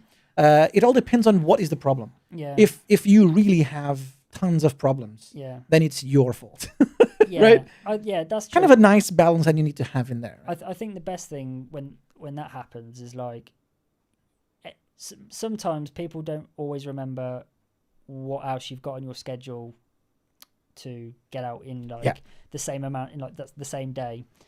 So I mean, if it's me, I usually kind of like if I see something like that, then I'll be like, oh, does it really need it? Out of all that entire list, I'll probably just go to the person who gave me those notes and be like, cool, I get it, it's there, but just explain like you've only got this time to get that shot done if it needs to be out the door by end of day, and How you're supposed to do, that. And you've also got another shot you've got to do by Yeah. end of day. Just be like, look, out of all of that list, which ones are those are like the highest of like are going to ruin the film? Because, but not saying it like that, but like just which ones are the most important. Yeah, the worst offenders, right? Yeah, because there's nothing, there is no shot out there in the world that is perfect. If someone if someone says to me they've done the perfect shot, they're liars. That's the deal with comp, right? Yeah. You're making a deal with the devil because you can always take a comp shot further, right? 100%. But the good thing about the good visual effects soup and a comp soup is when they understand that there has to be a moment where this is enough, right? Is this enough to look good in the picture? And even if it doesn't look good to the picture, because someone, I don't know, the director decided that they wanted to do it that way. Is this what the director wants? Yeah. So if that is the director wants, fair enough. Let's just move on, right? And this comes from the experience and the feeling of whoever is in the leadership. Yeah. Sometimes it doesn't really rely on the compositor side. But sometimes it's like those issues appear in the handles or in the crop. And then that is a classic. And then it's just kind of like, well, you've got the tech notes which are within like where you need to get rid of it, but then if some of the notes that you've got are in the crop, and if they're so, can you explain what is the crop and what is the handles, because we might have people watching that don't know what is that. Okay, so the crop is if you're like seeing it in like cinema for whatever, then it's the film projection. So anything with that in that crop area doesn't get seen on the cinema screen. So we always work a bit more than what is going to be projected. Yes, right? Because some of the times when it goes back to studio, they might want to do a little shift up, tilt down, push in, zoom out, whatever. It's their prerogative. It's their shot. They have a bit of margin to play. Yeah. So we won't always see the full aperture of what was captured in the camera. Like sometimes but most of the projectors in the screen sizes are very standard thing, right? Yeah. And of course, what we capture on camera is more squarish than rectangular, right? What movie projection is more rectangular, and what we work is more square. Especially if you're watching like anamorphic, it's just like you got a massive crop. Oh yeah. So lots of your images gone. And then you have the handles. Yep. So handles is basically it varies. It's basically the keyframes at the start and the end, which have to be delivered, but may or may not get used in the final like edit of the movie. They're basically there as like safety frames. If they want to like shift it, like It's just for the editor. Yeah, it's for the editor to have a little bit of room if they need to shift it a few frames earlier, a few frames later, right? Yeah, and a lot of the time, if there's an issue which can't be really fixed without lots of money, they usually say, "Don't worry about it," Yeah, pretty much. because if it's going to cost a lot, Yeah. then it's Yeah. not worth that. So imagine that a shot, like usually, I don't know, a shot has, I don't know, average 100 frames, 150 frames, something like that. And sometimes we work on shots that are like 75 frames. Yeah. And the handles are like 8 frames in the beginning and 8 frames in the end, or Yeah, sometimes that's 16 in the beginning, 16 in the end. Yeah. It happens. I had a shot where it was like 50 at the end, and it was like, well, but they didn't know what was going to happen in the shot, so it was kind of like, do we need, like, how much of this? And then it got locked. Yeah. Then it finally got locked down, but we didn't worry about that bit until we got more decision, because that was a lot of frames. You're basically doing half a shot again. Yeah. Um, Sometimes there's more work on the handles than actually on the shot. Yeah. Or the difficult challenges happen on the handles. and most of your best work will be in the handles, and you'll never be able to show it because you never get given the version with the handles. It's always the bit that was in the film. So your best work is bye-bye. Oh my goodness! If there's any compers out there, just give us a shout out if you're watching. There's still 11 people watching, and Most tell of my us. family, I think. Pretty much.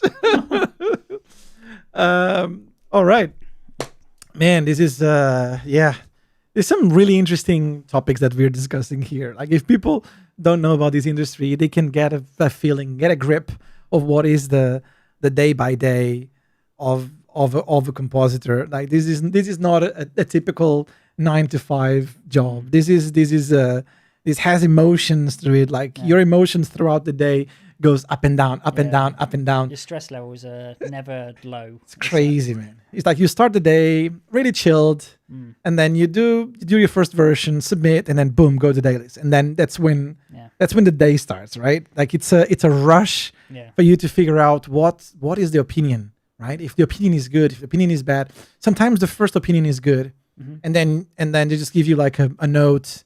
You do that, and the second time it goes to dailies, you go like, no, it's not this. Yeah. It's like, oh, but your first opinion was good. We're so close. and the more times that shot's shown in dailies, Oh yeah, can be bad. It's not always good to bombard like every daily session with like hundreds of versions. Yeah. Sometimes, because you'll do yourself a disservice, because sometimes it doesn't work out. Yeah, too many versions doesn't mean quantity, doesn't mean quality. No. Sometimes having some differences, slight differences, on the amount of something that you are introducing, and that's going to be a very subjective thing. So sometimes you say like, oh, let me put a bit more smoke, and then I say like, oh, let me put half of the smoke, let me put something in between. So you give already options to the visual effects soup. And this comes nice with your understanding of the dailies routine and how the soup likes this. If this happens once or twice, you know that the soup is going to be fine in you already choosing to give him options. If it doesn't like options, like, it might be like, why did you submit like 3 versions of the same shot? It's like, oh, because I'm giving you options. Like, I don't want options. Sometimes dailies just can't, when the amount of work to go through like so many shots, sometimes you just can't put too much in. You have to kind of be like, right, that's the one that's going to go in. Maybe 1 or 2 versions is fine. I would suggest probably like, we usually will get asked to do like wedges, which is, say like if you got like a smoke element, which is going in your shot, but they're not too sure how it wants to look in terms of brightness level, and that's very basic. But what you can usually do is like pick a good frame and then just do like an animated slider of it from the darkest to the brightest or whatever, and then submit that, and then they'll go, okay, frame 1020, that's the right density or brightness, and then there you go, you just go to that frame that you had that density on, and then just input that, and then that's what you got. Cool. And that's good. It's a nice way to wedges are so you animate Yeah. basically what's happening just on that over frame. just over a still frame, and then just change the slider for And you render in steps, or you render the full animation? full depends on how many wedges you want to do. Like if they really want to finesse it, like they're not sure like the value, then yeah. But if it's just like big gaps, so like in increments of like 10, and then you're just doing that over 5 frames, so it's just like Cool. 5 different versions. Cool. Awesome, man. Oh, how long have been talking? I'm not sure. This has been long. What did Scott say? I had to step away for a moment, but did you talk about your ATST Rogue One shot? Oh, I did not. I did not. That was actually. Is it something that you want to talk? That was cool. That was my basically when I was in Paint and Roto, working on Rogue One. I had this shot where they're walking for. Is it Jeddah, the city where it's like the desert city, planet city that they're all on, with the big starship above the top, the Star Destroyer. I think it's Jeddah. Yeah. Tatooine. No, Tatooine. The one with the mace, with the guy with the stick lives. If anyone can remember that, because I can't, even though I'm meant to be a Star Wars fan, can you please remind me? Well, anyway, there was this shot where there was like this big fight sequence with the rebels and the stormtroopers, and basically this rebel guy gets absolutely blasted out the way, and he goes like he's like yanked back. Oh, yeah, it's Jeddah. Thanks, Scott. And he flies off the screen. But the thing is all you've got in the plate was a load of stormtroopers coming round, going pew pew pew. and I was watching it, and I was like, but this guy's absolutely tanked it off the screen. And I thought, it needs to be a big blast. Yeah, you need something big here. So I was like, I said to my supervisor, I was like, oh, I was just watching this through, and I was just thinking, maybe we could stick one of those chicken walkers. Now, don't get me wrong. Is it the ATST or the 80? The AT-AT is the big one. ATST is the small the small chicken one. Yeah, the 2 legs. The 2-legged one. So I was like, oh, why don't we just have one of those in the city that when it comes to the shot, he just comes round and just boom, just literally KOs the guy. And then they told that to Gareth, the director. And he loved it. And he loved it, put it in. and then whenever you see a chicken walker in the, chicken walker, I love the chicken walker. like the ATSTs in the shot, because there's a couple like you see like some aerial shots, and then you see like that same walker is just patrolling the area, and then it comes to that shot in the sequence when they're fighting, and underneath the archway just goes boom, boom. And that was the only time I had an idea that go into a film. That doesn't happen often. Not that I don't have ideas, but that your ideas get to go in. Yeah, because that's very usually the ideas are already happened. Yeah. So that was lucky. It was lucky that the guy reacted. We don't happen to have a lot of input. No. In these things. Not in that sense. If you work in TV, yes. Probably more, right? Yeah. Like I had some ideas on when I was working on the show I'm on at the moment, and those got put forward because you have to look dev most of the time. You have more input into these things, right? Because there's less people working, there's less time, so there's you're very time restricted. So a lot of the time, if you go, oh, I've had an idea for this, I'm not talking about reshooting a sequence. I'm talking about what you can do to make that shot better or shots in the sequence better. But yeah, I find in TV you can get that a lot more, which is great. A lot more experimentation and creativity for like people. What was your favorite show? Ooh. Difficult one? Yeah, there's been so many because there's like favorites in different ways, right? Yeah. I usually say that at some point my favorite show was the one that I was doing the coolest shots. Yeah. But then my favorite show becomes the show where I have the best experience, where I have Yes. the kindest people, the people that I can learn more from. Yeah. So I've ended up starting chasing the good shows, Yeah. and I've ended up chasing the people. So I wanted to be in a show where that supervisor wants to be. Yeah. I've done that, following people that can actually teach you something, because the show is a show, right? It will stick. It will stay well in your resume. Yeah. But did you learn something from that show, or is it just like a landmark? It's a checkpoint. If it's just a checkpoint, good. But if you actually gain points Yeah. on that, if you progressed a level, Yeah. that's much better. So, and that can only be done if you have someone around you that can teach you something. Yeah. So I have mixed feelings on what is my best show. Exactly. Like, I wouldn't be able to go and tell you which one exactly is my favorite, because like you said, you've got so many reasons for liking different shows. Yeah. And I won't say like which show it was. How do you balance your work and personal lives, Scott? I'll get to that one in a minute. So, what was I saying? Best shows, but that in the was different ways. Yeah. So like there was one show which was a bit of a stinker I love that expression. because it was quite hard to work with, and like the director and stuff. Yeah. But camaraderie from like everyone coming together and having a laugh Yeah. about it and not taking it seriously, Yeah. honestly just made that show. And it was great. That's amazing. It was so much fun to work on, because everyone was just like having a laugh about it and making jokes about what's going to happen next. And yeah, so that was, for that reason, that was one of my favorites. Yeah. But then it's like, you got your landmark films where your childhood dream films like Star Wars. And you see your name in cyan. That was a special one when it showed up, right? Exactly. Like first time you see that, it was like, wow, that's like incredible. Made it. Yeah. Can die now.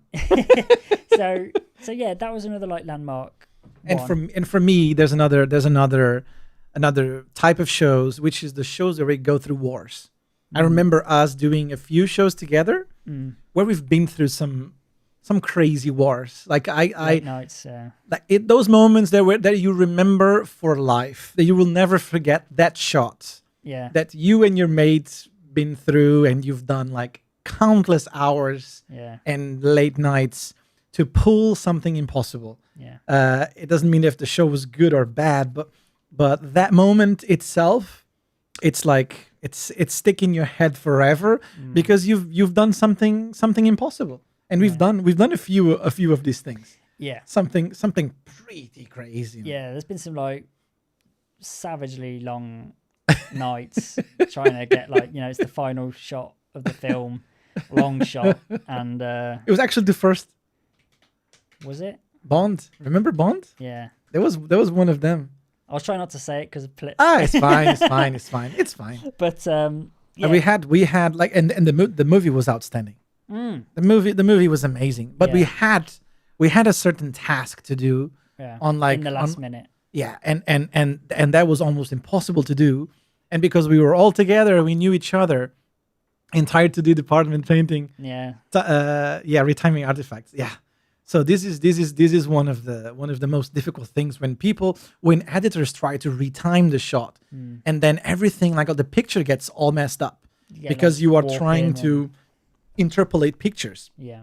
And then that's when 2D comes together and tries to save the day, man. And that was, I don't know, man. We've been that was one of the biggest wars that we've been through. Yeah. When the task was presented to me to lead that task, I laughed, and I said like, that's impossible. We had the whole entire team. And then I said like, well, but if this is impossible, there's only one group of people that can actually pull this, and it's those guys that were there. So when I came to you guys to explain this, I was like, this is impossible. If it's anyone that can actually do this, Yeah. it's you. It was so long as well. We had to break that shot down into so many people. That was crazy. That was crazy. Still get stressed thinking about it. But when it finished, It looked amazing. No one really knows what happened. No. Like no one really knows. You can't tell. You No. can't tell.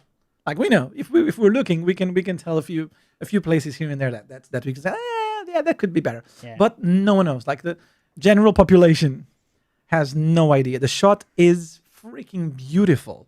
Yeah. And it's difficult and has everything on it. Yeah. And we did, I don't know, that was one of the most difficult things that we've done in our lives. Yeah. Just for the volume and the pressure and everything. It was like outstanding. Yeah. Almost 5 minute long shot. It was. Oh, and it's not the new Bond, by the way. Oh yeah. No, nothing. This is old. This is old stuff. Old time. This is old stuff. Yeah, it's out there for many years. Yes. That was brilliant. And this brings people together. This is why I like in this industry. Yeah. That's how you make Is friends. that you make friends with this. Like if you've been to war, I think this is Will.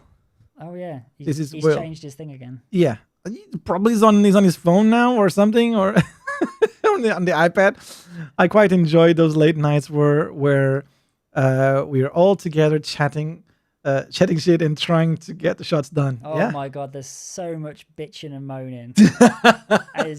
But you love it. Because it's just like everyone's just like venting about it. It's just like all of a sudden you just hear like, fuck's sake. Do you remember me like background. putting like crazy sounds at like six in the morning or something? I was just going crazy, and everybody was like the morale was just going super low. Yeah. It was like the energy was empty. I was completely empty tank. Yeah. I remember. Will said the Facebook link broke. Facebook link broke. What? Oh, is anyone else having issues? Is it? People didn't say anything. There's still 12 people watching. Ah. So I think we might still be on, to be honest. Is Will watching it off his mobile? Because I doubt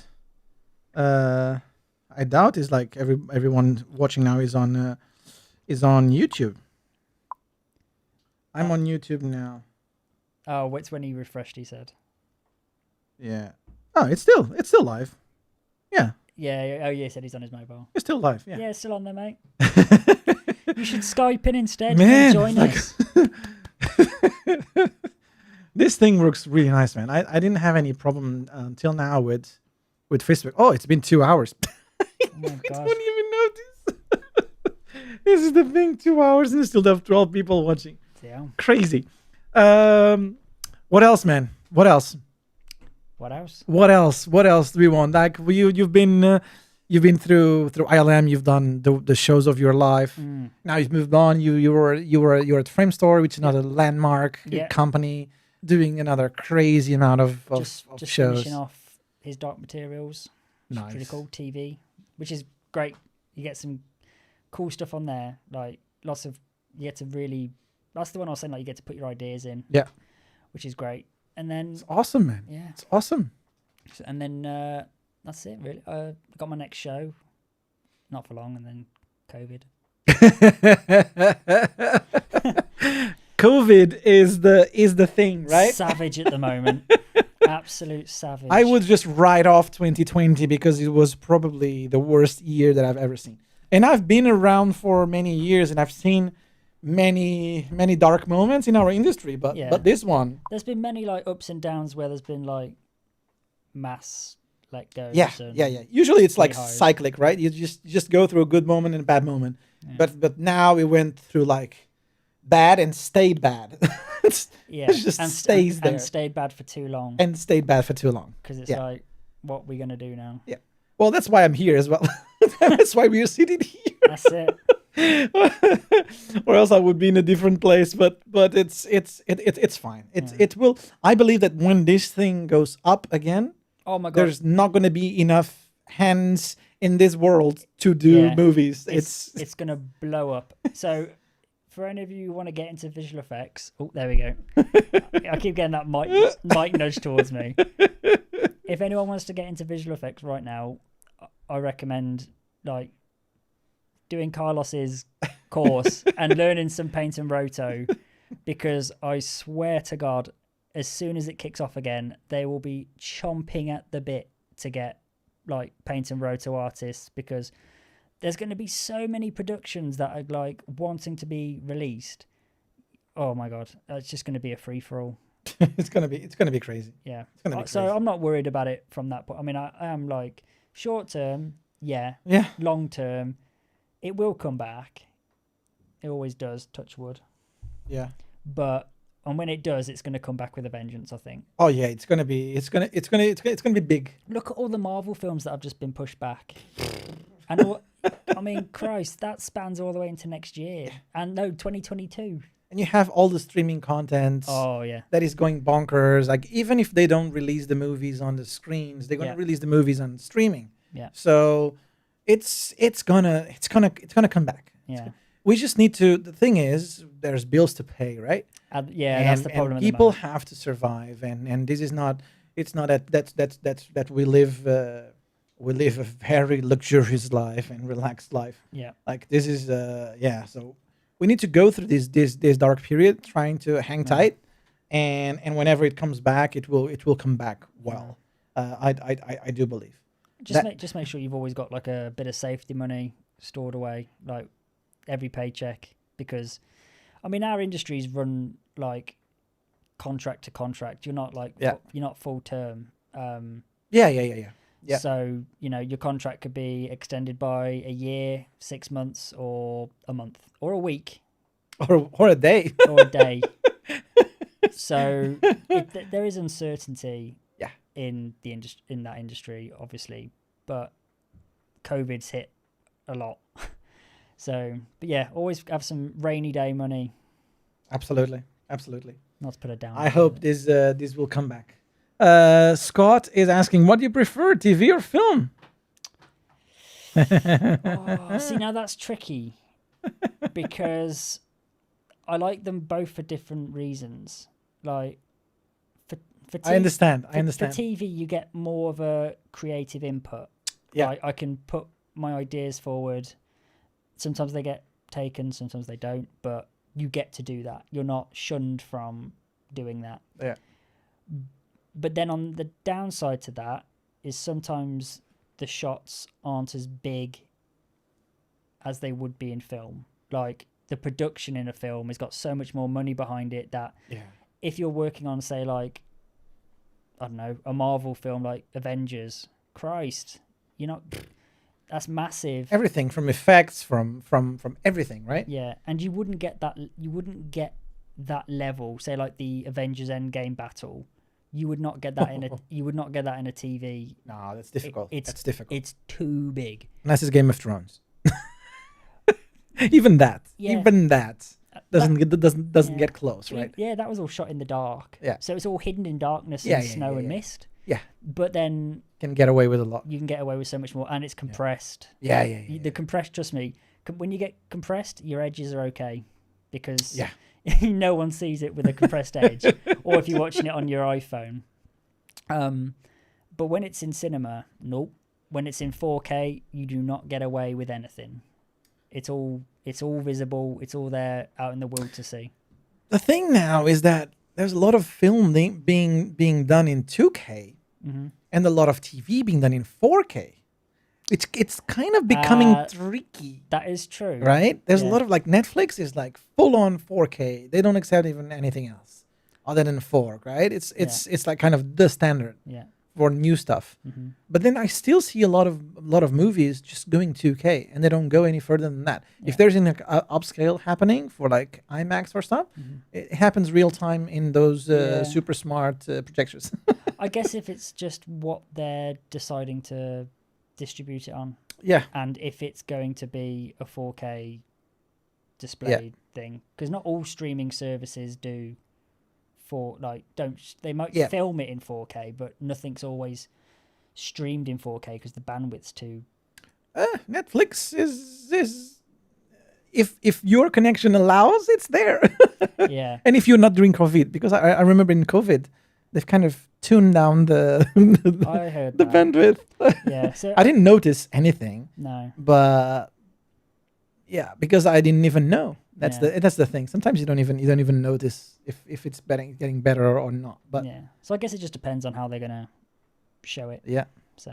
But for me, the finesse is always on the side of film. Yes. And the more like bish bash bash is more on the side of the TV, Yeah. which is now a bit shifting when you have these big shows coming in Yeah.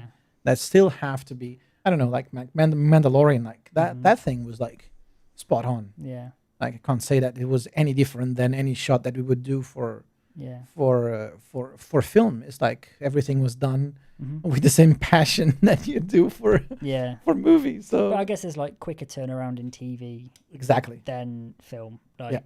your shots will get noodled a lot. Yeah. Because there's time to noodle in film. But with TV, And when there's time, they will definitely do it.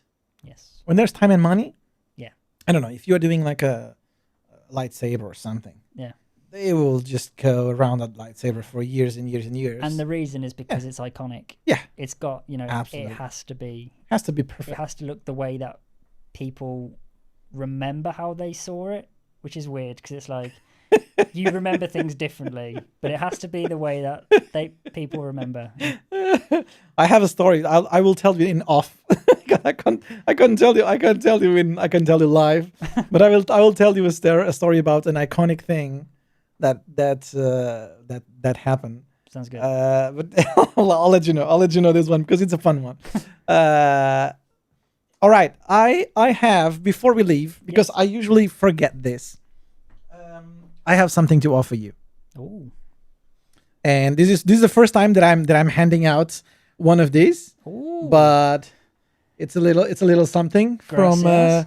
from RTC VFX Academy, Hey, there you go. an honorary member. I even look like I've got it on right now. There you go. And also Oh, cheers, buddy. Ooh. one of these little Oh, little nice. muggy mugs for your lovely tea. Oh, lovely jubbly. I'll have a lovely chamomile when I get home. I usually forget to hand out this, and sometimes I hand it out when we finish the live. But I want to hand it out to you now, Oh, cheers, buddy. so we know that it's here. I think this has been long, man. This is almost like 2 hours and a half that we've been here. Oh, Christ. I got tech checks tomorrow. Someone has to work, and yeah, man. I thank you so much for coming here and sharing your experience. Oh, I think this is history. What we have here, people will see it now. Will see it later, and if they are really into visual effects, they will see this as awesome experience that you are sharing. And this is public service.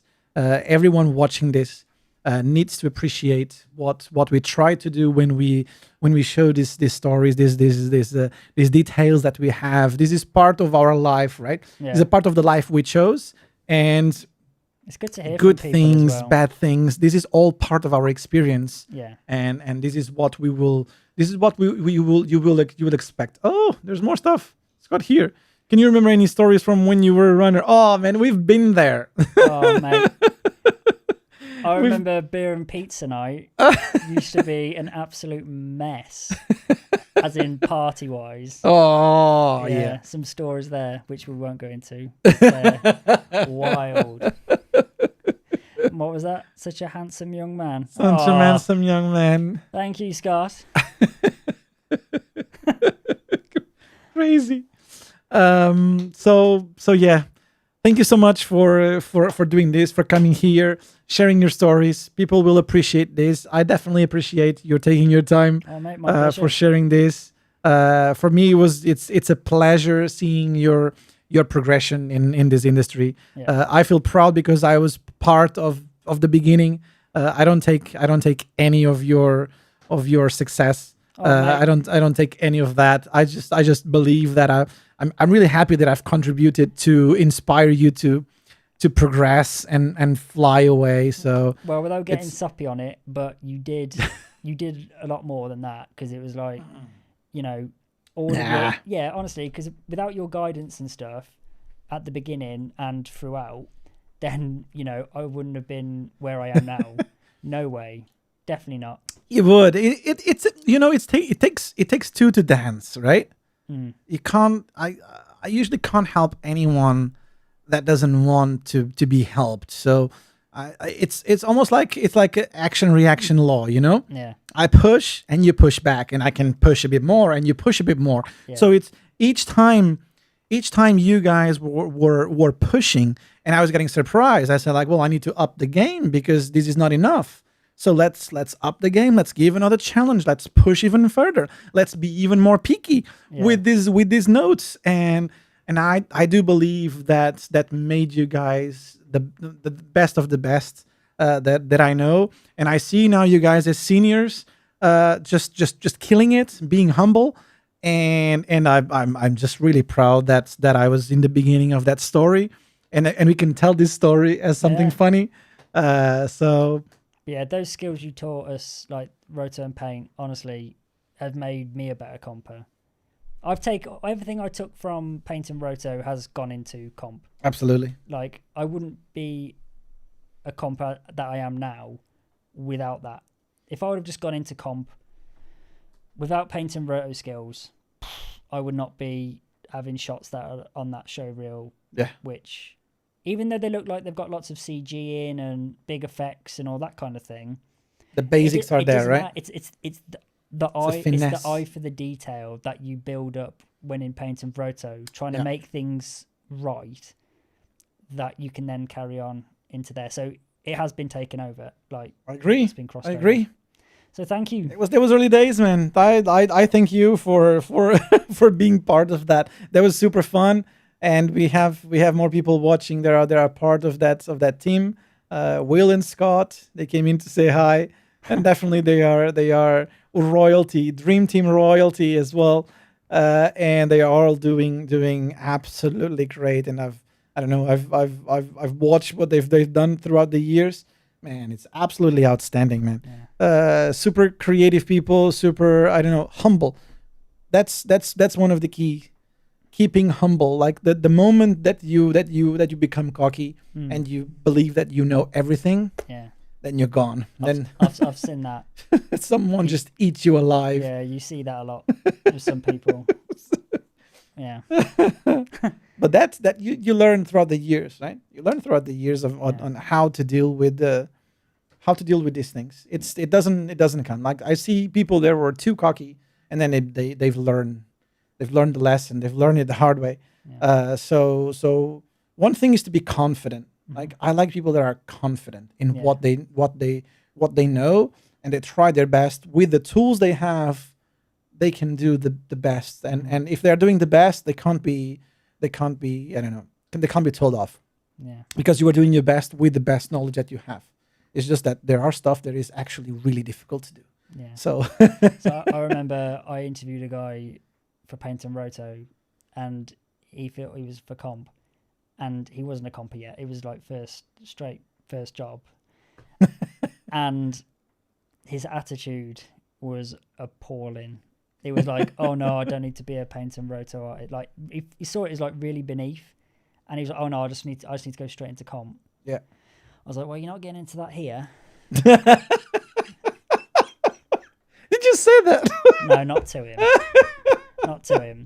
But it was just the whole attitude was just like there was no respect. Yeah, man, it's difficult, and the times are changing because now you have a lot of roto and paint being done in India and outsourced countries, so it's getting more difficult to justify starting someone from where it should be. Yeah. So there's a lot of people just going straight, a lot of schools just going straight to the money shots. Yeah. And sometimes I look at the money shots and like, ew.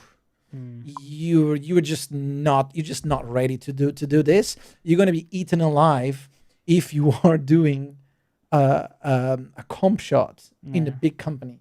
You were just eaten alive. There's no way you can do this. Yeah. And that's because you need to gain that confidence. You need to gain that high for detail and for precisions, for finesse. If you don't know what is to follow an edge, right, to make an edge consistent, how can you even be a comper and paint an edge or making sure that you know that if your roto is good or not? How can you judge if your roto is good or not if you've never done that? Exactly. Like you don't even have eye for that. it just like, I don't know, someone just checking roto with an overlay. Yeah. It's like, oh yeah, this is good. This is good enough. I'm like, well, Yeah. it's good enough. Well, someone's gonna have to paint that shit. Exactly. And that's where all the skills come from being roto paint. So Exactly. it's a good skill, a very important skill. Absolutely. What is this Scott saying? You can blag it until you can put your money where your mouth is. Until you get found out. pretty much. So yeah, staying humble and learning stuff, man. I keep learning stuff Oh, same. from the teams that I'm managing. Everybody, like I've learned things sometimes in days that I believe that there's nothing else that I can learn about this technique or this subject. There's something in there, a shortcut or a little technique or a different way of doing it that makes me think like, oh, Yeah. wow. I've learned something new, and I'm going to start using that. As simple as that. If Yeah. you are humble enough to just listen to someone Yeah. and take your time to make up your mind, trying it, seeing if that really works better, and then accepting that you didn't know everything, and you can actually now use another tool. Yeah. Man, I love that. Each time I'm learning something, Yeah. I'm happy. Same. If I'm just not learning, if I'm just teaching, that becomes tricky because you become complacent. So I always like to balance teaching and working in the industry, so I can keep it real. Yeah. So I can keep it trying, and I always like, even supervising, I always put my hands and do stuff Yeah. just to make sure that it's still valid. Sometimes I just want to try. Yeah. It's like, can I pick up your shot? And I'm just playing with it, trying to figure out, like, oh yeah, it's still valid. Yeah. It's- And so- that's still the way. And you always have to remember, like, everyone still like can teach you, no matter which position they're in. Oh yeah, Can teach yeah. you. It's like when I was working on Rise of Skywalker, like doing comp. It's like I was working with one of the roto paint artists, and like we were just discussing the shot and like just going through it, like how we're going to get it to work. And then I walked over to his desk just to talk through, like, I was like, oh, how's it going? How have you managed to get this to work? And he showed me how he did it. I was like, Oh, fuck, nice. nice. Like, that's really good. That's a really good idea. That works. And like then it's like, cool.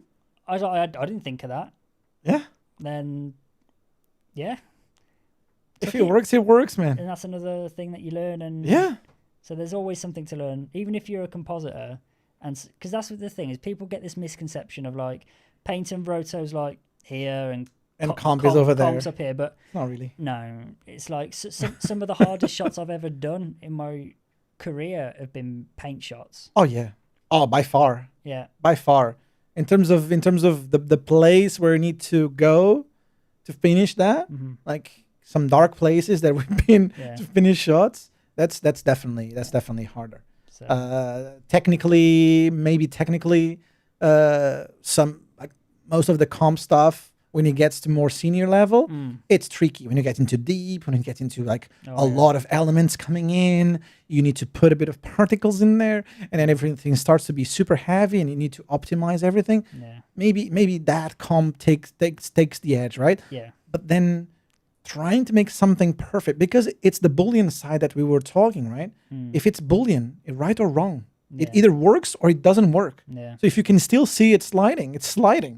there's Exactly. there's no way to hide. There's no hiding it. There's no hiding. So that's the thing. Like it's a really important skill, which is being now lost because it's taking to outsource vendors, and I've dealt with outsourced vendors, man. They are becoming really, really good, Yeah, and it's super valid work. So it's starting to be difficult to justify, but I still do believe when I teach from the beginning, yeah, and man, still creating people that are freaking outstanding, yeah, and they're going to become super nice compositors. yep. This is the way, That's it. It really is. as the Mando would say. It really is. Roto paint is the beginning, and it will help you a lot. It's comp, right? It is. In the end of the day, it's comp. It is comp. Yeah. If you can, when are you both coming to Canada? Tomorrow. When you coming back to England, mate? Yeah, when you're visiting. When you're visiting Portugal. After COVID. Yeah. All right. Cool. Uh, Thank you for your gifts and your hospitality. And it's my pleasure. It's my pleasure. My home is your home, It's been fun. you know. And congratulations again on your Engagement. engagement. That's the word. This is where Scott's going to pop up now going, "You're what?" It's like, you what? Yeah. I bet you in any second now it will go bing. Bing. And we can hear it like bling. Yeah. Oh. Yeah. That was lovely. Thank you so much. Oh, There you go. Thanks, Will. There you go, shock faces. I'll talk to you about it tomorrow. yeah. It's something new. It's a new thing. First time we're hearing about this. Yeah. And what a place, right? I'll tell you later. I've got to go home. I got work in the morning. I got tech checks to do. Story, please. No, we're not doing this story live. Oh no, it'll take ages. It needs. Congratulations, buddy. Cheers. Yeah, Thank absolutely. Boy is getting married. I'm really proud. All right. Thank you so much. That's a beautiful way of finishing our live. Thank you so much for people. There's still 10 people after almost like 2 hours and a half, 3 hours. There's still 10 people watching. Ooh. So thank you so much for sticking with us. Yeah, you know where to go if you wanna know more about these techniques and all of that stuff. You can go. Where do I have that? You have this little guy over here. You can go to Patreon and see what we're doing. Thank you so much to the guys that are supporting this new project that I'm launching with my friend Jai. And yeah, thank you so much, Chris, for My this pleasure. moment. Thank you. Bye bye, guys. Have fun Cheerio. Oh, there we go. and Cheerio. and stay safe. Oh yeah. Stay safe because this shit is about to hit the fan again. Put your mask on. Yeah, put your mask on. Bye, guys. See ya. See you. Cheers, buddy. Cheers. See you.